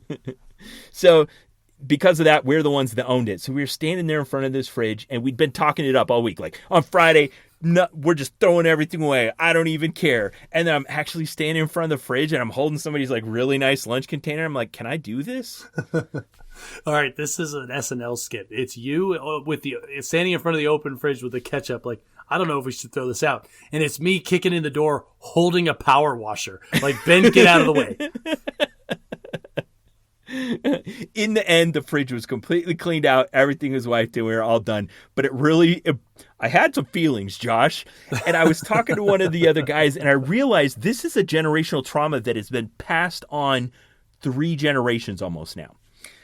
In the Depression era, people learned the ethic of like clear off your plate, eat everything that you have, waste not, want not. We have like all these cultural artifacts that are remnants from that era. And I grew up in that environment, like you clear off your plate, you eat every bite you were given. And sometime since the Depression to now, we haven't reached Star Trek levels of abundance, but we do have relative abundance. Like Well, your Chipotle burrito has like 3,200 calories. You don't need to eat the I'm whole overweight. thing. But that ethic was so sticky. It got transmitted from my grandparents to my parents to me, and I have to think about it consciously whether or not I want to transmit it to my kids a lot of the time. I remember my parents telling me about, when I was a kid, I only got 3 fish sticks at certain meals because we were living so close hand to mouth. So you're going to eat this entire tray of Kraft macaroni and cheese, whether you like it or not. Yeah, that was perfect. That's exactly what I'm talking about. So then you're standing full of this, looking at this fridge full of like perfectly usable, untouched food. These condiments that never go bad. Those 2 or 3 things were like somebody forgotten their thing in the back of the fridge and it had fuzzy stuff inside and had no problem throwing that out. But for the most part, the stuff that was in there was still good. The containers and the food, and we just ended up throwing it away, and it felt bad, and I had to comfort myself. You told them, you warned them. This isn't your fault. I know. You're the guy flipping the switch for the electric chair. You didn't. It hasn't happened yet. It might happen at some point where someone's like, "Hey, what happened to my thing?" And we're like, "We told you 10 times." But there was also the moment where I felt guilty for doing it, like I was doing something bad or wrong. Well. Get over it. Like, seriously. Like, life sucks. Wear a helmet. Like, of all the injustices that exist in the world, throwing away perfectly good ketchup is not one of them. That also made me think of the fact that for the last 20 years I've been in the military and we move every 2 to 3 years. And there's this forcing function of purging all of my perishables every 2 or 3 years. And also that does it with like decorations and the papers kids bring home from school and books and all that kind of stuff. And now that I'm kind of becoming static, I don't really have anything forcing me to do that anymore. We're not remodeling the office. How long have you been in your house now? A year. Okay, Ben, I've been in this house for 7 years. Yeah. And this is why I needed a dumpster to clean out my side yard. Because you only got one of your 3 cleanup tasks done. My wife and I, neither one of us, because we were military the whole time. Same thing. Every 2 years, you end up throwing away. You do the natural thing. Like, does this spark joy? Have I touched this in the past 365 days? If the answer to both those questions is no, you throw it in the trash. You're not moving it. It's not worth moving. Nothing's forcing me to do that with all of our stuff. Then, if my wife annexes any more room in the closet, I'm going to have to like put my clothes on the floor. It's getting out of hand. Yeah. Yeah. All right, Josh, this past week, I don't know why, but I ended up in one of the large language models, like chatting with it while you were at Disneyland. I'm like, dude, you got to see this. And I apologize for that. I'm cognizant of the fact that I'm sending you like homework to do while you're having a vacation with your family, but I couldn't help it because it was so delicious. You sent me a link and I opened it and it was like 6 pages of scrolling. And I was in line for a ride. I'm like, nope. And then I think I read it like 5 or 6 days later. You told me you read it on the airplane on the way home, which is perfect. Yeah. That's really good. So you're waiting, you were taxiing, you were sitting there and had nothing to do, and you pulled this out. So what it was is I ended up in ChatGPT and I asked it about the podcast. And after I asked it a few questions, I realized that somewhere in whatever's happening behind the scenes in all of these high-end AI companies trying to turn their chat engines into, the next generation and perhaps even general intelligence someday, our podcast in its entirety is being ingested by this thing. Like, it's either listening to the audio files or somewhere a transcript exists that I haven't published and it's ingesting that. And so it can talk. ChatGPT can talk about our podcast like it's our biggest fan. Bad at magic, making large language models dumber since 2018. With I still remember so clearly when we first reviewed ChatGPT version 1 when it came out, and you and I had both asked it a question and had given us a wrong answer, and we were so astonished by what has now become a common phenomenon called hallucination. But at the time, we even titled the podcast episode ChatGPT was wrong. And that was a long time ago. Like, oh man, when was it? So anyway, it was so long ago, Ben can't find it. I can't. In the meantime, you and I have, it was episode 89. Wow, that was almost half of what this episode number is currently. Yeah, exactly, like 80 episodes ago. So I was interviewing ChatGPT, really got into this, and I sent you some of the things it said. So it gave an overview of the podcast. I'm going to read a little bit of it, and then we can talk about it.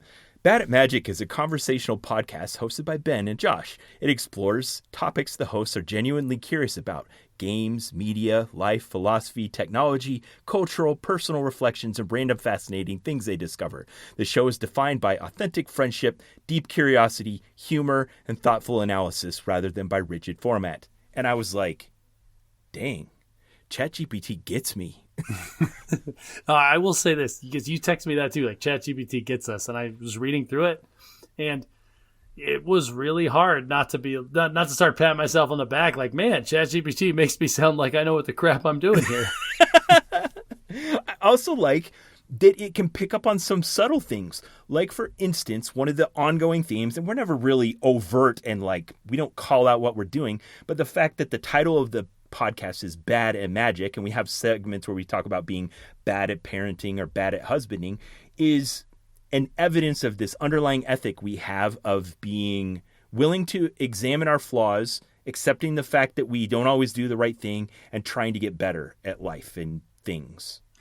Listeners, honestly, like, we need to post ChatGPT's deal, like PDF it or something, and put it in the show notes, because, and I'm not trying to blow our own horns here, I'm really not. But if you read it, you will feel better for having listened to us, because ChatGPT makes it sound like a really highbrow thing that I didn't know that we were. One of the sections kind of tries to categorize our role on the show. So it says Josh is the engineer, philosopher, and deep diver. His strengths are systems thinking, technical curiosity, and an unexpected rabbit hole enthusiast. His vibe is to be intellectually excited and subtle humor. I love that so much. What was yours? Read yours. Okay, mine, it says, my role is communicator and storyteller. My strengths are making complex ideas accessible, framing emotional insight, and connecting dots. And my vibe is friendly, grounded, and relatable. Man, doesn't that just make us sound good? God, that makes us sound like such better people than we are. Like, I'm an ass and you're a teacher that won't stop talking. Like, it's amazing how good that ChatGPT makes us sound. I also like that it said, basically, it contrasted us against other podcasts that are trying to do the same thing we do and talking about why ours works and theirs doesn't. Okay, so, well, all right. Now, this is where I'm going to stop you. This is where, like, ChatGPT especially is notorious for being super right, telling you something you want to hear. Exactly, yes. Yeah. But it talked about, like, banter-style podcasts that start with forced dialogue or false familiarity, and how our chemistry is derived from genuine friendship. And that's at the heart of the Bad at Magic podcast. So, thank you, ChatGPT. I've said that since, like, episode 1. I think my discussion, like, you had this whole thing at episode 1. And I think I even said in the pilot episode, I think this is a dumb idea. It's not going to go anywhere, but whatever. I'm here to talk to my best friend, so who cares? Yeah. and somehow that became what gave it staying power. And I love that you say that like this is a thing. Like, listeners, I appreciate every single one of you that's listening to my voice right now, but I have no illusions that number is more than like 100 people. Okay. So you and I met in 2005, and we started the podcast in 2019, and we only lived in the same location for the first 2.5 years of our friendship. Something like that, yeah. But in those years from 2008 to 2019, those 11 years, we kept in touch. We didn't do this, like where we got together every 2 weeks and caught up and had a long conversation, but it was mostly correspondence. Actually, Ben, we didn't keep in touch. You kept in touch with me, okay? All right. Because I'm an introvert, and introverts don't have friends. Introverts have extroverts that adopted them. And that's what you did. I am your adopted introvert. Here's my actually. At any time, this would have ended if you had failed to answer my bids, and you never did. What? Okay. All right. Like when I was like, okay, Josh, hey, the promotion cycle just passed, and I didn't get promoted, and here's what's going on, and here's how I feel about that, and what's going on with you. If you'd ever not answered me, I maybe had given it one or two more chances and then moved on with my life, and our friendship would have ended. That's fair. In a world before video teleconferencing was just in your pocket, like we wrote emails. Listeners, emails were like word-written essays that you then like digitally sent to another person to read, and then they would respond in a similar fashion. And so we would type each other essays occasionally, and that's how we kept in touch for the longest time. Okay. Here's a few other gems from the Chat GPT analysis of the podcast. I'll post the rest in the show notes if you want to read through it. Bad at Magic, the title itself is a running gag. They are bad at magic, meaning bad at being impressive or superhuman. Really, they're just regular guys trying to figure things out. It becomes a recurring humility bit. Let's see. Are we humble? I don't think I'm humble. Dude, I'm the best podcaster that's ever been. Like, what is this ChatGPT talking about? Faux arguments about tiny stakes, a common comedic loop, heated energy over something trivial resolved with mutual laughter. Okay, now hang on. Who doesn't enjoy? All right, the lower the stakes, the more fun it is to argue. I know. If you were to go through our podcast history and pick out the things where we both had the highest volume of voice and then dug into the dialogue of what we were saying, completely low stakes. Oh, I'm sure it was some minutia stupid thing about the Rebel versus the Empire.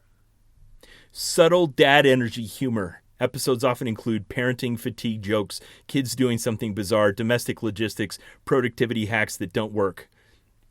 Oh, our productivity hacks don't work. and finally, callback humor, referencing previous episode topics, mispronunciations, past mistakes, a personal anecdote that resurfaced, and so on. So, OpenAI sponsor the podcast. That brings us to the elephant in the room that we've kind of been hinting at. But first, let's talk about what we're reading right now. Did you get any time to read? No, not at all. Okay. I am just today finishing up book 2 of The Wheel of Time, and I don't know if I'm going to take a break because I've got some Great Audible Hunt credits now. The Great Hunt. I got it this time. Thanks, Ben. I'm sure you have. What do you have? You have a cheat sheet in front of you somewhere? No, I just remembered because you corrected me so pedantically last time. Fair enough. I was, you know what? Good. You learned your lesson.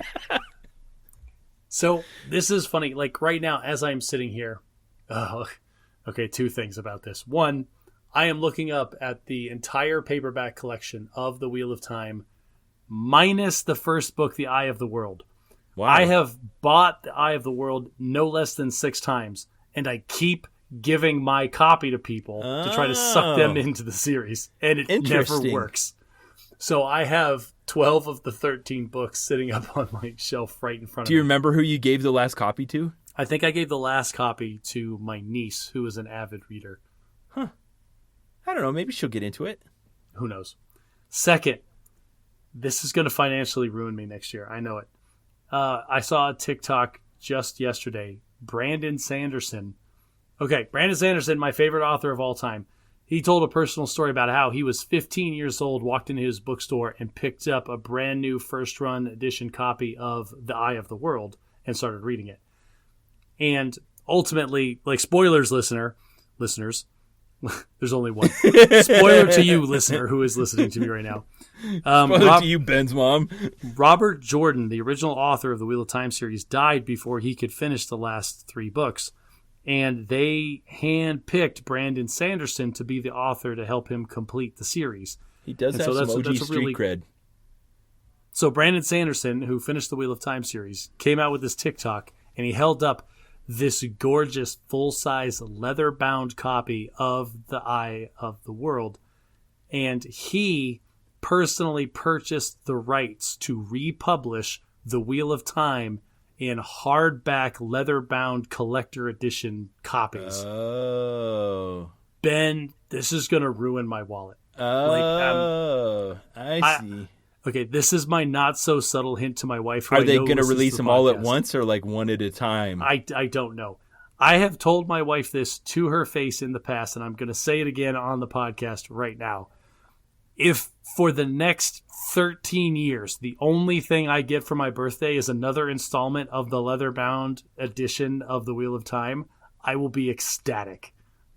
Nice. Okay. Well, maybe your podcast will start making so much money it can fund this this expensive hobby of yours of collecting leather-bound heritage editions of The Wheel of Time. This is another part where I'm gonna pimp myself out to the listeners. Listeners, like if you make this my full-time gig, I will drown you in meaningless content. I promise.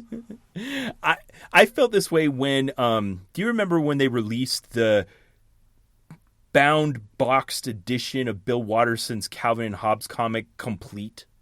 Ooh, that was not on my radar, but I know they did that. Yes.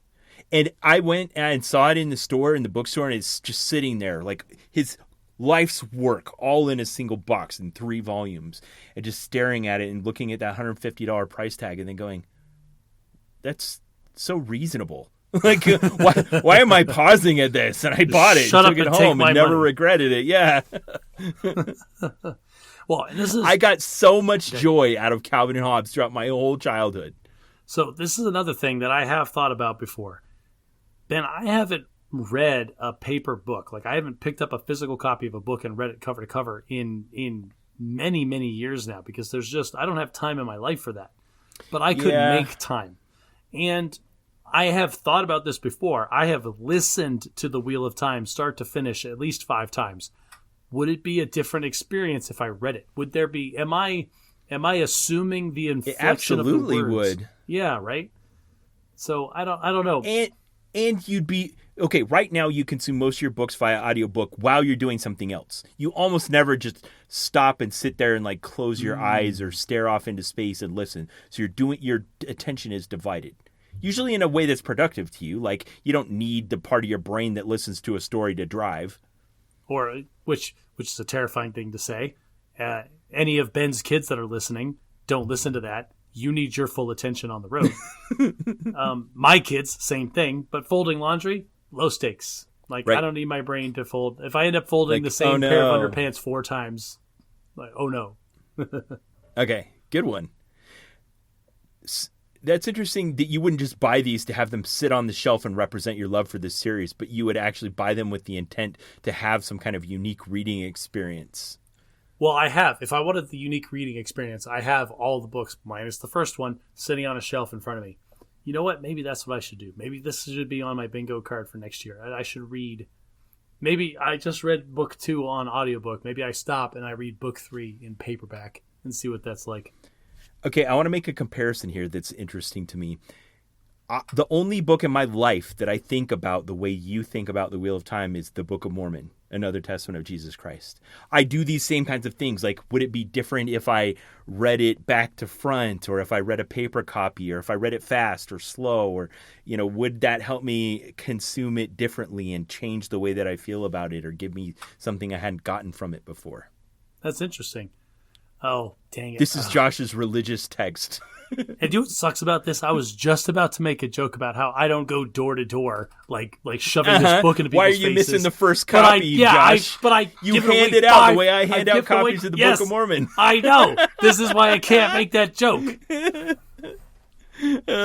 was perfect. I'm reading Empire of the Summer Moon by S.C. Gwynne. I think it's going to be a movie soon. I don't know. It's about the Comanche tribes in the Southwest, starting in like the 16th century, going up to the mid 19th century.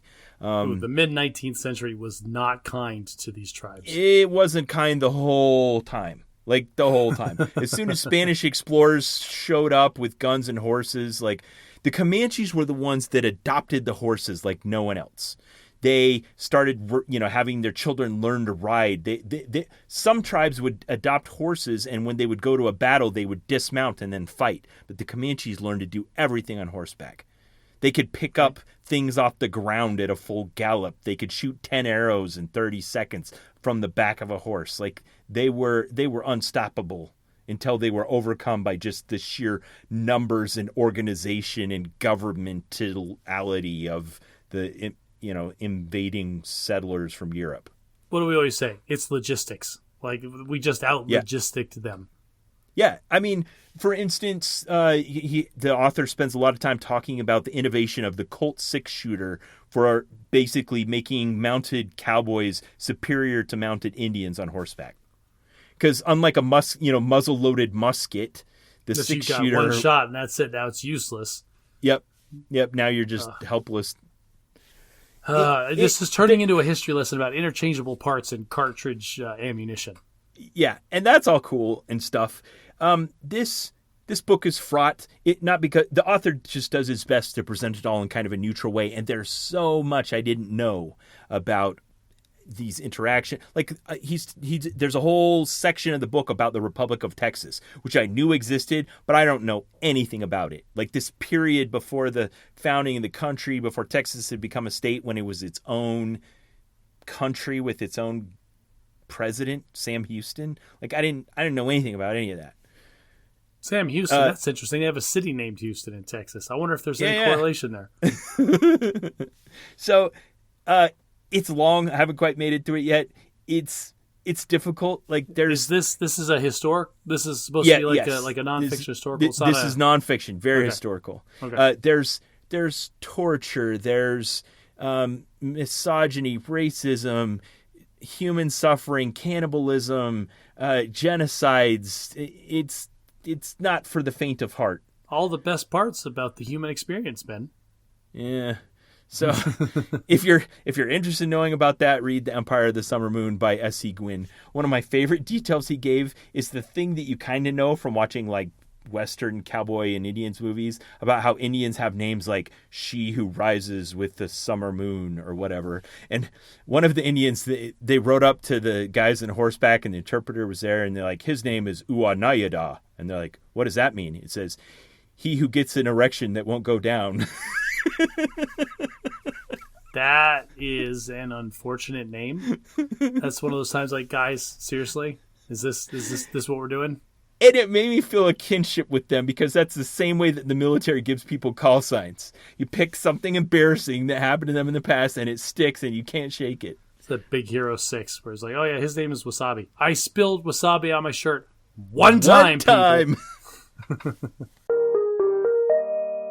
All right, Josh, I want to hear all about your Disney World experience. I went like a month and a half ago. You just took the family and went, let's do a Disney deep dive. Okay, Disney deep dive. So this, for everybody that cares, this was something I never thought was going to be attainable just because of the cost included. Like there's no way we can make this fly until a coworker of mine who in her spare time is a Disney travel agent just for her own vacations essentially, informed me that, oh, no, you can put Disney vacations on layaway.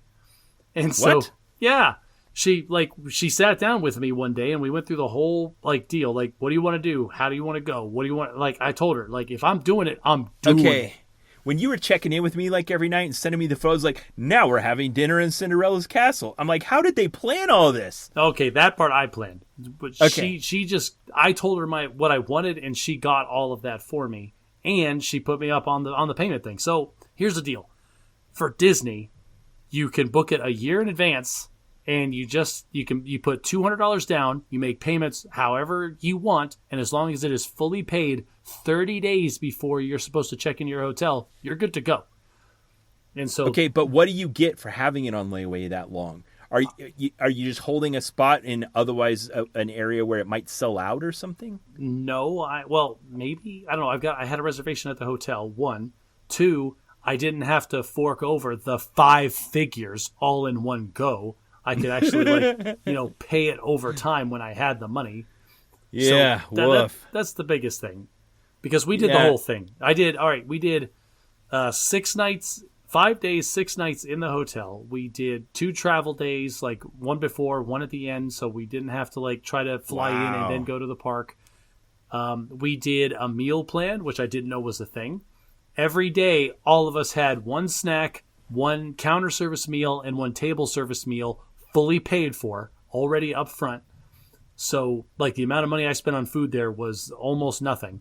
Did you do any comparison shopping? Like, did you say like, okay, that sounds great, but let me just see if that's actually a value? Like, were you getting stiff? No, it was definitely a value.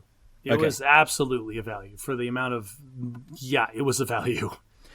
Then we did the hotel thing. Oh, not only did we do a hotel thing, we did the upgraded hotel thing. It wasn't just a hotel room with 2 queen beds. We got a family suite. Then this hotel room had 3 beds, so the kids each got their own. I didn't have to listen to them complain about it all night. It had 2 bathrooms, 2 full bathrooms, and a wall with a door with a lock between us and the kids. Nice. So it was hella nice. The meal plan was fantastic. We didn't have to worry about food. We just had food. We got the photo pass. That was cool. If you're walking around Disney, there's people wearing green shirts that have a big camera at all the primo photo spots. You walk up to them, hey, photo pass guy, I got the photo pass. They take your picture. You have professional photography level pictures from your whole trip, and you don't have to worry about lugging a camera around or pulling it out all the time. We got the free refills on any soft drink for the entire time that we were at Disney. Park hopper passes for 5 days. Whatever park you want to go to, we don't care. Do it. Go. The only thing I had to pay extra for after the fact was all the fast passes, the lightning lanes. Yeah. Okay. I have pros and cons for all of this stuff. You asked specifically about the meal plan. How was the meal plan integrated into my deal? Okay. So this goes back to the whole Disney experience with the app and the Magic Bands. So Disney World has its own app. That sounds ridiculous, but it does, and it seems really complicated until you use it for 2 hours, and you're like, okay, I got it. Right. And I checked in. I already had the app. I already had the app downloaded on my phone before we left because I had to sync my Magic Bands. All right, 3 months before we left, I was told by my travel agent, get the Magic Bands, have them mailed to you, so that way you're all set up and you have them charged ready I to wish go. someone had told me that. I tried to... Okay, do you mind if I take a tangent for a sec? So when we went to Disneyland, my daughter had left her cell phone at home, which there was a time in history where that wouldn't have been a crisis, but this time it was a problem because we didn't have paper tickets. So I got a Magic Band, and I got her Magic Band loaded up with her tickets so she could just use her Magic Band everywhere that she would have used the app on her cell phone. And it still required someone else with the app to sponsor her for signing up for FastPass and stuff like that. But it was a viable substitute. However, getting the Magic Band in the first place was a pain in the butt, and I wish we'd gotten it before we left. So yeah, we bought ours on their website 3 months in advance. Like, you log into your account, say, I want to buy Magic Bands. They show you all the Magic Bands. Each one of us picked our own. My son got the red one. That's the Dark Side of the Force. I got the Millennium Falcon. My daughter got the cherry one because they didn't really have good options for her. And my wife got the Villains one. And all right, listeners, you don't know what this is. It's like a wristwatch that has no functionality whatsoever. It's just an RFID reader that has some lights and a colored LED and a haptic feedback because we got Magic Band and it makes noises. And it makes noises. So all 4 of those, my wife and I both got the app on our phone, and I linked all 4 Magic Bands to our app. And now that Magic Band, once we checked in, it served as our credit card for payments. It served as our room key. It served as our park passes into the parks. It served as our fast passes. Then this was primo. This felt top tier. This felt like living in the Star Trek future that I want to live in forever. I know. And if you go to a themed area of the park where you interact with things, where you're collecting points or interacting with the scenery, your Magic Band is the key to all of that. It makes the magic happen. There are these idiots with their phones fumbling, trying to get the little QR code to scan for their and we walk past them. Get out of the way, idiot. Throw our wrist up against the little thing. Wait half a second. It dings green, and then you flip him off as you pass him in line because you got the Magic Band. Okay, here's another thing I wasn't expecting that was magic that the Magic Band brought. When you go to like the fireworks at the end of the day or the light show on the walls of water, they turn into the little things like the wands at in K-pop Demon Hunters that they bring to the park. Your Magic Band, like, hey, a show is going on, and it synchronizes with what's happening around you, and it plays music and makes lights and sound that coincide with the show you're watching. That's awesome. You're in line for the Haunted Mansion, and it blinks red as a heartbeat, and it like haptic vibrates like a heartbeat on your wrist, and it's creepy, and it builds the ambiance. Yeah, it's great. This is technology enhancing your experience done right. We go up to a ride that we had the fast passes for. Okay, I have my ups and I have my loves and my hates for the fast passes because there's two different kinds. There's the top shelf ultra premium rides. You have to pay every time you want to get a fast pass for those rides. And then there's the multi pass, which is what we got. It's you get to ride everything in the park once on the fast pass. And that was cool. But you can only queue up one at a time. Yeah, you could. Well, for us it was like 2 or 3 at a time. We could queue up 2 or 3 rides at a time. And then as soon as we checked into one ride, we jump on the app like, what do we want to ride next, and jump in line for that one. So it was pretty good in that it felt like consistently we were just going from ride to ride to ride, and we were never really having to wait in line for a super long time. I think we actually got in the standby line maybe 3 or 4 times total the whole trip, and only when it was convenient for us. Did you ever feel fatigued? Like your utilization was so efficient that you just never had any incidental downtime to recover? Okay, so Monday was Magic Kingdom from 8:30 a.m. until 11 p.m. Wow. Tuesday was Hollywood Studios from 9 a.m. until 9 p.m. Wednesday was Epcot from 8 a.m. until noon, and then screw Epcot, we went back to Star Wars Land because we had park hopper passes, and Epcot was stupid. In Hollywood Studios? In Hollywood Studios. Yeah. Thursday was Animal Kingdom from 8 a.m. until about 1 or 2 o'clock, and then we went to Magic Kingdom. And is then that Friday, where the Avatar Land is? That is where Avatar Land is, and we did not spend like hardly any time there. Okay. And then Friday was back to everybody's favorite, which was Magic Kingdom. By 3 p.m. on Friday at Magic Kingdom, we were looking at the Fast Pass list, and we're like, I think we're good. I think we've done everything. Do you feel like you stayed too long? Like if you'd done one less day, you might have been able to leave and feel satisfied and maybe even hungry to come back? I feel satisfied and hungry to come back now. It felt more relaxing. It was more like we kind of like got to take a breath and be like, okay, what do we want to do? Where do we want to walk around? What little niche nonsense do we want to go look at? Nice. Okay. Wow. Oh, that's so good. This is a Disney infomercial. Yeah, clearly. This episode. Disney sponsor the podcast. I had such a good time last time we went, and I was always thinking about how I can go back, but it's so expensive. Well, and this okay. So expensive. But you asked me if the meal plan was worth it. We would go to dinner every night, and okay, all right, you can book dinner. I think it was a month in advance. It opened up my reservations for dinner, and I did my research. What are the cool restaurants? Because again, you get a counter service meal every day, and that was just lunch. Like, oh, we're just going to grab lunch wherever and just like boop the pass, and then we'll eat whatever garbage that we shove in our bodies as fuel. But dinner, I wanted dinner to be cool every night that we were there. Yeah. And so the first night we ate at Cinderella's castle, like in the castle with like all the princesses came around and said hi to us. Tuesday we ate in Hollywood Studios. There is a drive-in theater. You go in there, and every table is a car that you sit in, and only 2 people can fit, and they're all facing the same direction. So my kids are sitting in front of us facing away from us, so my wife and I made out in the back of the car the whole time. I love it. And there's a drive-in theater, and it's like got a big movie that's being projected while everybody's just having your meal and eating. And like the waitresses know the movie that's coming up and like kept like yelling stuff. Like the monster was about to break through a door, and you'd hear one of them in the back go, "Look out!" And it was just hilarious every time. But anyway. So this is the meal pass thing. Okay. You sit down for dinner and you get a menu, and everything's like $25 plus, right? And then they go, okay, what are you thinking about tonight? And I would go, oh, we're on the meal plan. Oh, you're on the meal plan. Okay, everybody gets a premium drink, including alcohol for the adults. You only get one of those, though.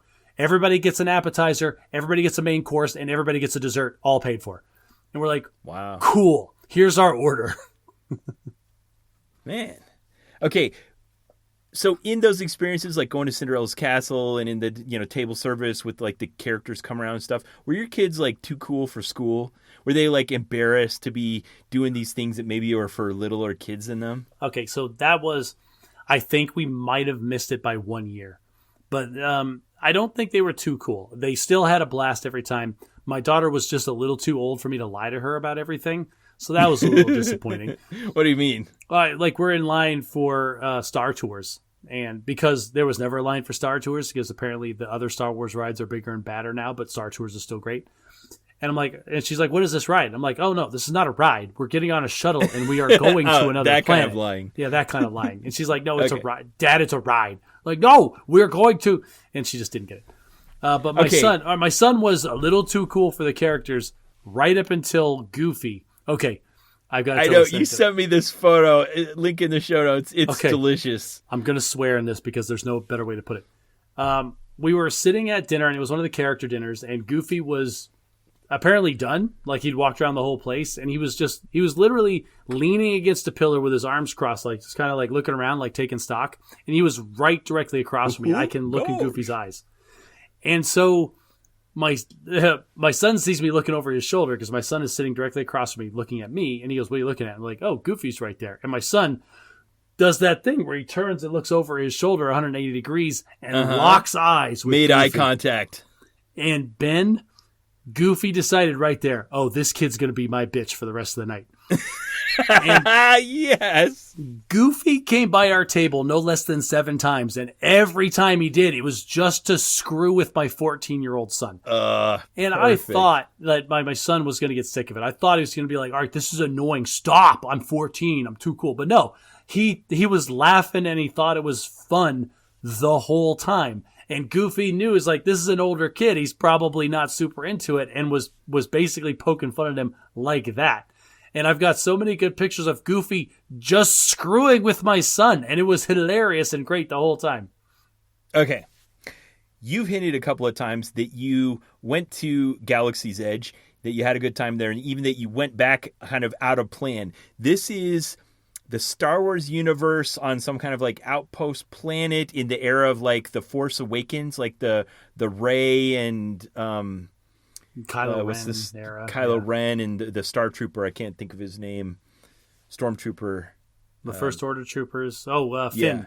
Yeah. Finn. Yeah, and all that. So this is that era. Basically, Disney, when they bought the Star Wars property from George Lucas, one of the things they did was like, all right, let's expand our parks to make Star Wars not just something that happens on the screen, but a place you can go in person.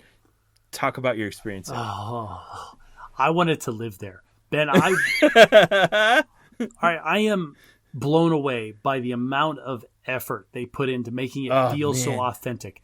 It's towers hundreds of feet into the air. It's more than that. It's the light. The light posts are unlike anything you have ever seen ever. And I was walking around like, this place is so cool. My wife's like, calm down. It's just like a Disney thing. I'm like, Nicole, look at this light pole. This had to be custom designed and built. There is no other place on the planet that has a light pole that looks like this. They built this just to make it Star Warsy. They don't even sell Sprite and Coke in normal bottles. They're in like little round bottles that look like spheres. BB-8. How much do you have to pay Coca-Cola Company to make spherical bottles for their products? So even the stuff that looks earthy feels otherworldly there. Did you try the blue milk? I did try the blue milk. I had mine with rum. It was kind of gross. I did, but I had to have it. Yeah. And at that point, it was that time in the day where they're like, oh, we can put alcohol in it if you want. And I'm like, oh, God, yes, please. I need that. We walked around. My son was wearing a Stormtrooper shirt when the Stormtroopers were walking around, and he got called out by one of them. It was like having a conversation. And like he didn't know how to talk to the Stormtrooper. The Stormtrooper was talking to him. Like, that was super cool. I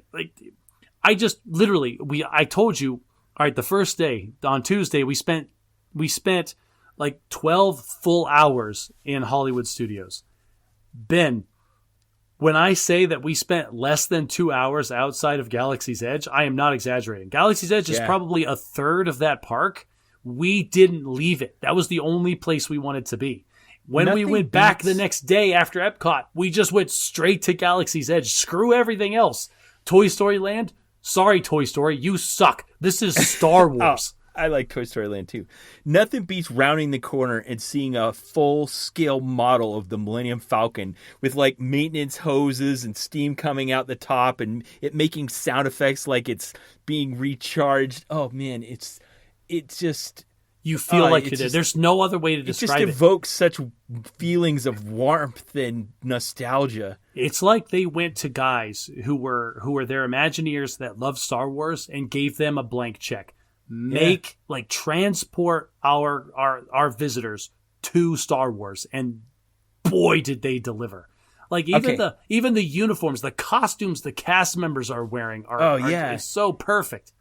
Yeah, and they do the little like stage shows where there's a part of the park where there isn't a ride or a line or anything, and just occasionally Kylo Ren will come out with 5 stormtroopers in tow and threaten people and force choke somebody and storm off, and it's just like really adds to the whole experience. Dude, Din Djarin walking around like 4 or 5 times a day, just walking around like he's not even doing a show. He's just there. He's just here. Yeah.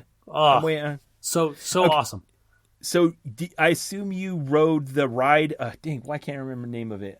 Rise of the Resistance. Rise of the Resistance. This is the one that when I went to Disney World back in 2020, it was so crowded that I wasn't able to get on it, and I swore someday I would come back to the park and ride that ride.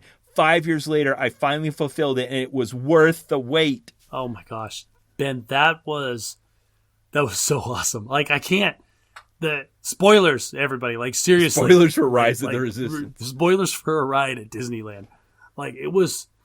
There were so many times where I was like, "Are we still in line, or is this the ride now?" And it kept happening. Some genius figured out. You know what? If we turned waiting in line into part of the experience, that would make this 10 times better. And holy crap, it totally does. Because you're waiting in line and you're getting briefed by an actual hologram of Rey, and there's a really good BB-8 automaton or whatever they call them, in the room, and it's awesome. And then you go walk outside. You walk outside. You are outdoors. That is the real sun. I can see it, and it's like through this little landing area into a shuttle. I can see the whole thing. There is the whole ship right there. That's what I am stepping into. I can see it physically, and you go into this thing. And the doors shut, and it's a motion ride somehow. You're still in line. And, like, there's screens on both sides. Like, you feel like it's taking off, and you're holding onto it like you're in a shuttle. And you get tractor beamed into a Star Destroyer. And the same door. Ben, I just walked in here. I know. I saw the same sun. Experience. There was a I sky. stepped in that door. And the door opened. I'm in space. I'm in the landing bay of a Star Destroyer. There's 50 stormtroopers looking at me. How did I get here? And they don't let you pause and take it all in. No. Now you're a prisoner and they take you to jail. And then you're in line. You're still in line. And all the cast members are now wearing Imperial officer uniforms. And they're mean to you. And I could not get enough of it. Okay. I will say this. My wife, after the ride, I was like, that was so cool. And my wife goes, you just like that they were mean to you. And I stopped. I'm like, holy crap, I do really like that they were mean to me. What does that say about me? Yeah. Because you sympathize with the Empire. You're like, yeah, these rebels that we caught. But at the same time, like it's part of the whole story. Detained. You're being detained. You are going to be interrogated. You 4, come with me. You stand on the red. Are you stupid? I said the red. It's on this side. Stand on the red. There you go, morons. You 4, get over here. You stand on the blue. And it wasn't until that point I'm like, holy crap, I'm still being queued up in line. Yep. They're just dividing you up. What? And then you're in a detention cell. I'm in a cell. What? There's no way out of here. There's that door. I came in that door right there. And then there's a little play that happens on the catwalk above me. And then I hear some noises. And a lightsaber cuts open the wall. Oh, man. I wasn't even looking at it. And I was like, I was looking at the door. I'm like, I've got to go out that door. That's the only way to get into this room. And then all of a sudden, there's a Jedi like, come on, Come this way. And I turn, and they had cut a hole in the wall behind me. And then the ride starts. No, screw that. I could have died happy in that moment, never Right? having ridden the ride. If they told me, oh, sorry, the rest of it is shut down, I'm like, what do you mean the rest of it is shut down? I thought we were done. Like, it was awesome the whole time. Yeah. Yeah. My voice is completely gone. I'm shouting about this so hard. No argument. Okay, I want to make a point here. I know on this podcast, more so you than me, but also me, are sometimes cynical about businesses. Disney included. We started off the podcast by doing this. But Disney it would be so easy for them to rest on their laurels, to just say, like, we got a monopoly on these intellectual properties that these people grew up with. They come to the park because their parents came to the park and their parents came to the park, and we could just barely maintain the rides, barely have staff in the park, and just rake in money hand over fist. So I will say, for every Disney board person that I have talked bad about on this podcast, that's like, oh, we need to do a crappy live action remake of Little Mermaid so our copyright doesn't expire on that IP. For every one of those, there is a person that works at one of these Disney parks that is putting their heart and soul into making it a magical experience for every little kid that shows up there, including me. And developing an app that's easy to use and helps you navigate the park and do the things that you want to do. And developing cool things that you can do with the magic band on your wrist that make you just feel like you're actually experiencing real magic. So, all right, here's a great example of the app in action. The first couple of days, counter service for lunch, right? We're going to find a restaurant. We're just going to walk up. We're going to order some nonsense. We're going to grab it, and we're going to eat. And you had to stand in line, and they had to wait for it to get made, and then they had to hand it to you, and then we had to go find some place to sit. My wife was so sick of that. She's not the app person. I'm the app person, but she also had it on her phone. She found the way to order in advance, like for pickup. So you walk up to the counter and pick up your food. Walk up to the counter, booped my magic band, and grabbed all my food and went and sat down. Like, it was glorious. Yeah. And it's only going to get better. Like, what we were talking about when we did the bad review of the Disney Star Wars experience was that they'd failed to do some of these kinds of things for that, to make you feel immersed because they were tracking your RFID or your app and understanding where you were progressing on the journey with the character that you'd chosen for how to interact with the characters and stuff like that. We're going to get there. Maybe that was just a first step, but I think it's going to happen. Well, and this is my feedback for that whole thing. I don't want Galaxy's Edge to be a sideshow of Hollywood studios, okay? Star Wars needs to be a whole land, okay? Like a whole park. It needs to be Star Wars the park. I could see that. I want to have Galaxy's Edge land. I want to have Hoth I want to go to Coruscant. Coruscant land? Oh, man. Oh, man. I want to go to Tatooine. I want to go to Kashyyyk. I want to go to Dagobah. Yavin. I want to go to Yavin. Like, it is so rich. There's so much they could do there. There is a whole park there. They can make a whole Star Wars park and still not have enough space for all the ideas. I hope I live long enough to see this. They can make it happen. They clearly... Okay. Like, this gave me faith. Walking into Galaxy's Edge gave me faith that, okay, there are some people at Disney that really care about Star Wars and making it a thing. And they don't just get brushed under the carpet. They get resources and make things happen. Exactly. Yes. Yes. Yes. 100 times yes. All right. Other than that, Mrs. Lincoln, how was the play? What else besides Star Wars happened? Well, I'm going to rapid fire a couple things. You tell me which rabbit hole you want to go down. Okay. All right. The first one, I could not stop thinking about the logistics. I was floored by the number of people these parks were capable of handling without blinking an eye. Like the number of hot dogs this hole-in-the-wall building produced without me seeing where the hot dogs were coming from was unbelievable. There's got to be an entire subway system just dedicated to delivering popcorn around these freaking parks. Just a random shower thought. My God, what an efficient machine to separate people from their money. If they loaded all of the park goers onto some kind of platform that vibrated until all the money fell out of their pockets, I don't think it would have been as efficient as the Disney park is from getting me to spend money on stuff. Yeah, because the trick isn't just separating you from your money. It's making you feel happy that you've done it. The last day we were there, we bought souvenirs and we dropped like $150 in like 36 seconds with a big old smile on my face. Like, this is the coolest dumb thing I will never use again. Okay, I remember my rabbit hole I want to go down. Okay. So every time you sent me a photo, you were wearing different themed Disney stuff.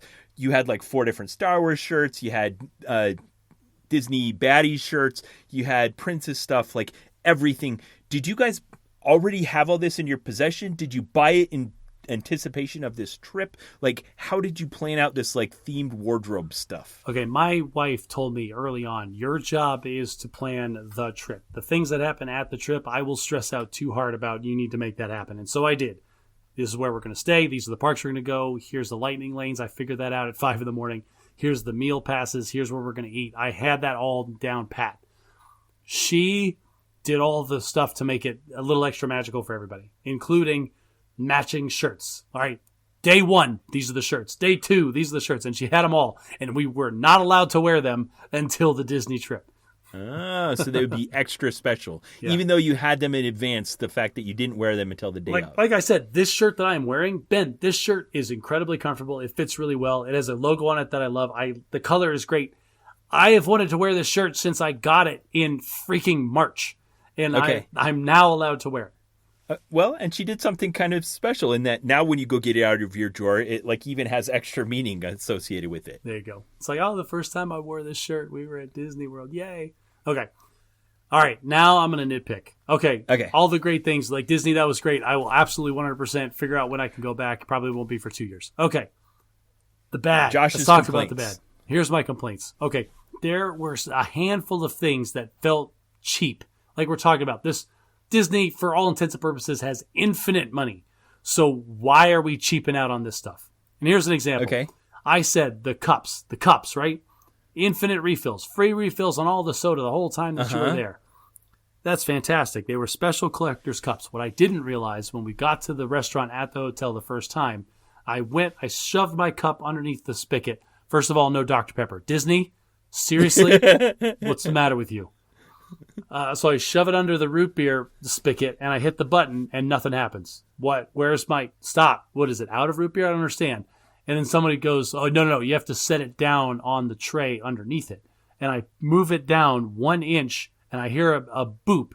And I look, there's a little screen and it says refills good until 12:21. There's an RFID chip in the bottom of the cup. There's an RFID chip in the bottom of the cup that has it locked. My refills are locked for a specific Were they losing time. That much in sugar syrup that this they is what felt I'm the need to crack down? This is why I got mad about this. Disney. Yeah, it feels like getting nickeled and dimed. Disney, if I gave you $1, it would be impossible for me to drink enough soda to like take $1 away from you. You know what I mean? Like, why are you was this such a problem that you had to RFID code the cups? Okay, good one. What else? Wait, okay. I did see one in your notes. You're talking about the laundry. I have a specific question about the laundry. Apparently in the hotel, you needed to use the laundry and it was like coin operated or something like a laundromat. So yeah, there was, Nicole was a little worried we weren't going to have enough clothes to last us the entire time. And so I think it was the second night. She's like, hey, let's just do a load of laundry just to make sure that we have enough of everything. And we were all completely wiped out. I'm like, you know what? But this is the thing, right? I'm the dad. I got you. I'm going to get this done. What I forgot at the time and what she forgot at the time was that I'm signing up for an hour and a half chore, and we had gotten back to our room at like 10 p.m. So that kind of sucked, but it didn't matter. But I get to the laundromat, and they had laundry rooms throughout the resort, the hotel, and I had to QR code scan one of the washer and the dryer, and then pay online. It was $3.50 to make both of those things go for one load of laundry. And it's like, why? Why are you nickel and diming me for laundry? Disney. I paid multiple thousands of dollars to stay in this hotel. Are you seriously worried about some guy walking like 20 miles onto your property and using this free washer? Yeah. So obviously that's not the case. I wonder what the business justification for those kinds of decisions is. Do you just start off with the default that like on a hotel property, I don't know. Is this something that like if I'm just staying at a hotel, is the laundry normally paid for, or is it free? I don't use hotel laundries very much. The only thing I can come up with is that it's a barrier to entry. It's stopping like little kids at the pool from throwing their shoes in the washer or something. I don't know. I see. So even though it's not that much, it's kind of trivial, but it's still, like you said, just an inconvenience, and maybe it lowers the experience in your mind. Yeah, and that like me, like yeah, this is not a barrier for me, but it's annoying because like I've ordered. How much money do you really need from me? Okay, the next one. This is a dumb one, but like a couple of nights we were at the last 2 nights. I think we ended up at a restaurant for dinner past the closing of the park. The parks both closed early for like a holiday special, for like a Christmas special, right? And you had to buy tickets to go to the Christmas special. Oh, from this time to this time is a special Christmas thing, and you have to have a separate ticket. We're going to kick everybody else out. But we had reservations. Like, the park closed at 6. My reservation's at 5:50, so you can't kick me out. So I sat down at the table and we're eating dinner, and they're like, oh, do you have tickets to the Christmas thing afterward? We're like, no, we don't. And they go, okay, hold out your wrist. We have to put a wristband. Like, and it's just the same, like, Teflon colored bracelet that you get. They marked you for being evicted from the park? Yeah, they marked me as unclean. It's like, and we don't know why. So that the staff can easily identify. That's an interesting thought from a logistical point of view. The staff can easily identify that I didn't pay for anything. And so, like, oh, if I walk out of this restaurant, this is not my way to cheat my way into the holiday special nonsense that I didn't pay for that was sold out. But I was wearing long sleeves and nobody checked it. Like, I just left and walked out of the park. Like, it's an open mystery. Like, what good those little wristbands actually did. This feels like one of the kind of things that could come through experience in the hospitality industry. Like, this could be a general form of a specific problem that you frequently have. Like, okay, we're going to do an event in this area of the park, and we can't have everyone here. We can only have some people. So is it easier to mark the ones that should be there and try to filter out the ones that shouldn't? Or should we mark the ones that shouldn't be there and then filter them out? And that kind of makes sense. That seems like it would be easier. But, like, both the places that we were having dinner were check gate for, did you have tickets for the holiday thing? So like, I would have had to present a ticket anyway. Again, it's an open mystery. It didn't do any good. It was just one thing we had to tear off and throw away. I wonder if that was experimental. Maybe. Okay. Last one. And this has got to be my biggest pet peeve with this is save the worst for last. Save the worst for last. Disney. Why are you trying to nickel and dime me on ultra premium goods? Okay. Here's specifically. Star Wars Galaxy Edge has 2 expensive experiences that you can pay for to get a souvenir, a take home, okay? And the big ticket item is the lightsaber. Oh yeah. You go into a Jedi temple and you pick like your hilts and you pick your kyber crystal, and like it's a whole thing that you assemble and fire up your lightsaber for the first time. Then I thought about letting my kids do it. It is $300 per lightsaber. And that was a step too far. But what really kicked me in the nuts after that was, and there's also a case that you can buy to carry it in after you have assembled it. That is $70. Like, are you out of your minds? You're going to sell me a $300 breakable prop and not give me anything to carry it in. I've got to pay you another $70 for a nylon zipper backpack with one strap? Are you insane? You're right. That feels like, here's the cost of your plane ticket. You didn't say you needed to bring a bag. Yeah, this is like, here's the cost of your car. Oh, did you want tires with that? This is the dumbest thing I can think of. Yeah. And like, it was just... Like, why would you ever want a lightsaber without the case? Why? It was almost insulting.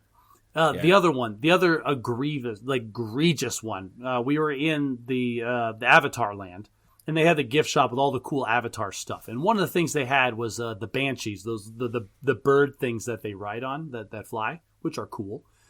They had a puppet that you could get, and it was like really highly detailed, like good molded plastic painted puppet that would like articulate and its head would move. It was like a ventriloquist dummy almost, right? And that thing was $100.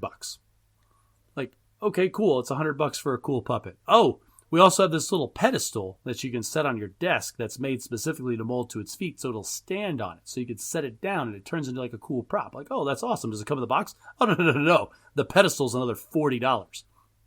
Oh, and also when they're in battle, they wear cool armor. It's, in the movies, they've got like, cool like tribal armor that they wear to protect the banshees.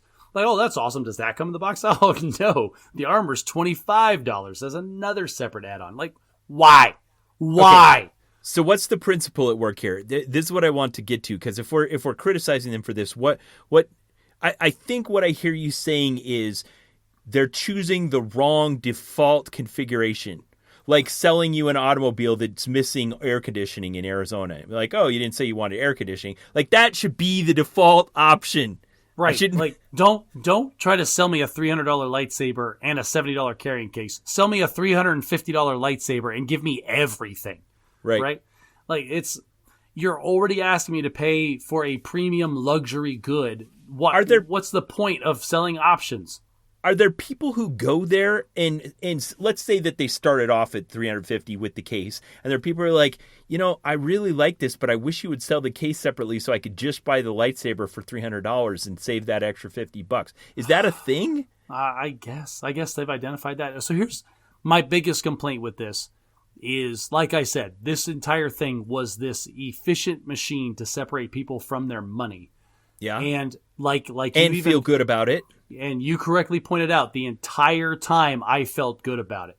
The only time I felt bad about it was in those situations where it's like, dude, you're asking me to fork over like a ton of money that I am happy to do, but then you're going to cheapen the experience by selling me undercoating afterwards? That just feels sleazy. So I actually hit you up while you're at the park to try to get you to help me to undo one of those injustices from my trip. There was a souvenir I'd seen that was a hoodie that under normal circumstances would cost in the $40 to $50 range, but because it was being sold in the park gift store, it cost $80. And I was like, I just can't bring myself to, I really like this hoodie. I want it, but I just can't bring myself to spend $80 on a hoodie. And I left and I regretted it.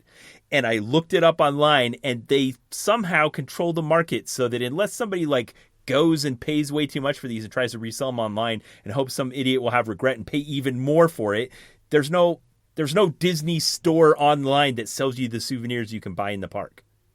Yeah. So you're just kind of hosed. I can't buy it. So I was like, maybe Josh can find it for me, and you couldn't, and I still can't have the thing. Listeners, Ben sent me one low-res image of a hoodie on the last day that I was at Disney World. I was there for a week. He sends it to me on Friday.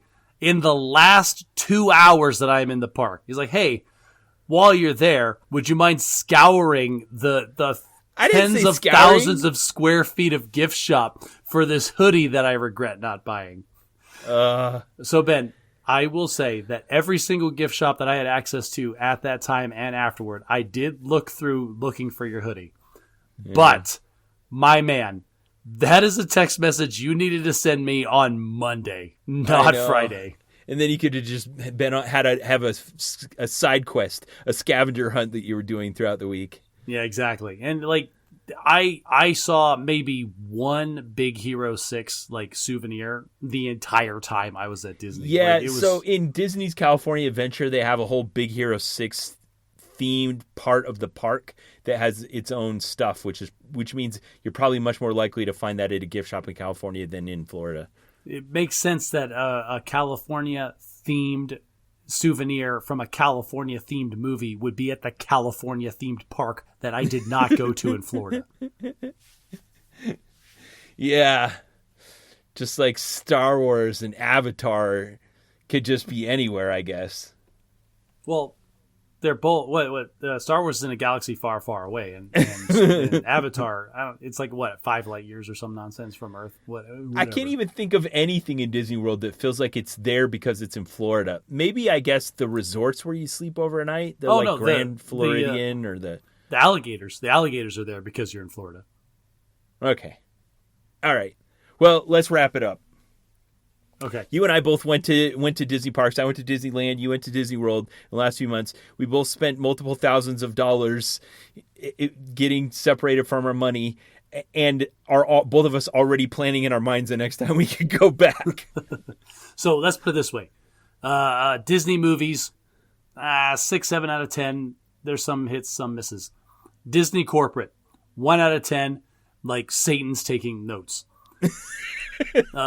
Disney parks, 12 out of 10. Like the best time that you can possibly have. Like I was there and I said to Nicole, this feels like the experience that I have been working that I spend the rest of the year working to experience. Yeah, no doubt. And I have to say it, even though the movies aren't always the hits, they're also part of the reason that when I go to the park, it feels familiar. Well, I mean, we say that, but when's the last time Winnie the Pooh was in the zeitgeist? You know what I mean? Yeah. But Winnie the Pooh isn't what's doing it for me. Yeah, fair. Well, all right. Same with Alice in Wonderland.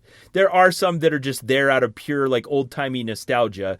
But on the other hand, there are some parts of the park that connect with me. Like when I went to the Disney California Adventure has a whole area of the park that's Radiator Springs. Man, that place is awesome. Like it is to the Disney Pixar Cars universe what Galaxy Beyond is for Star Wars. That's cool. So the resort that we stayed at was the Art of Animation, and our room and our area of the resort was themed after Cars. And so the cars were all there, and it was pretty cool. We stayed in Luigi's tire shop. Nice. But, all right. I forgot this one point. I wanted to bring this up. The entire time, we went to Magic Kingdom 3 times, and every single time, the line for Peter Pan's flight was over an hour long. Over an hour. And we could not get in the lightning lane to save our lives.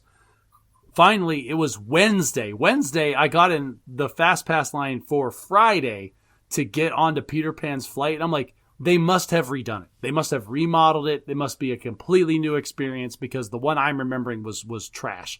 Nobody would stand in line for an hour to go on Peter Pan's flight. Then our Fast Pass time came up. We stepped on a Peter Pan's flight, and the entire ride was over in less than 3 minutes. And my wife says she's still saying, I wish I had taken a picture of your face as we were getting off that line. Because I was like, are you insane? I wanted to run outside everybody in line and be like, it sucks. What are you doing not here? Worth it. Go get an ice cream cone. You'll thank me later. Huh. That's an interesting phenomenon. I wonder if they're aware of that. I bet it doesn't happen often, but just, the like comic or the sketch comedy joke where there's a bunch of people that just accidentally happen to stand that look like they're in a line and then people start getting in the line. They're like, what are we waiting in line for? I don't know. But there's such a long line. It must be good. Yeah. We went to the standby line for the Tron ride, the Tron Light Cycle run, and we stood in line and the standby line for that ride less time than people stood in line for Peter Pan. And was that ride any good? What, Tron? Yeah. Tron was awesome. Okay. I've never been on one of those. It was a motorcycle, so you lay down on it and they like cinch you in, right? This was the first ride I've ever been on where it launches you at speed, and I didn't know that. I thought they were going to like ratchet us up somewhere, but no, I was completely unprepared for the at the beginning. We're sitting in a tunnel, and I'm just like, I was nudging my son. You got to put your hands up like this, keep your hands up like this. And then the ride started, and the acceleration was so hard, I couldn't bring my hands back down onto the handlebars of the motorcycle. Nice. Okay, that also shows good design in that they designed it so that while you were waiting in line for it, you didn't see this happen so that when you got on the ride, you were still surprised by it. It was so cool. Yeah. Awesome. We were big fans of Tron. All right. Well, I feel a need to play the Josh role here and dial things back a bit and say, okay, but we were a bit too gratuitously supportive of this evil corporation here. But I don't know what to say. Like, there are a few places in life where you can go and feel like you're truly experiencing magic, and that there's somebody out there doing everything they can to try to engineer and logistics and plan and organize and staff and build an experience for you where you can come away having had a great time and wanting to go back. And so I can't badmouth it. The Disney parks are selling a legal drug. Straight up. And they are unabashed about it. Like, you're going to pay out your nose and you're going to say, "Thank you, sir. May I have another?" Like that's their attitude about it. All right, listeners, what have your experience been? What do you have to say about it? If you got something to share, let's see your photos or stories or agreement or disagreement on our social media, on Facebook or Reddit. Links in the show notes. Love to hear what you have to say. I'm not going to do my normal thing because this is going to come out on Christmas. Listeners, if you're hearing my voice on Christmas, Merry Christmas, Happy Holidays, like whatever you celebrate, like we hope you've enjoyed it, and thank you for continuing to be with us on this journey. And until next time, try to be a little less bad at magic.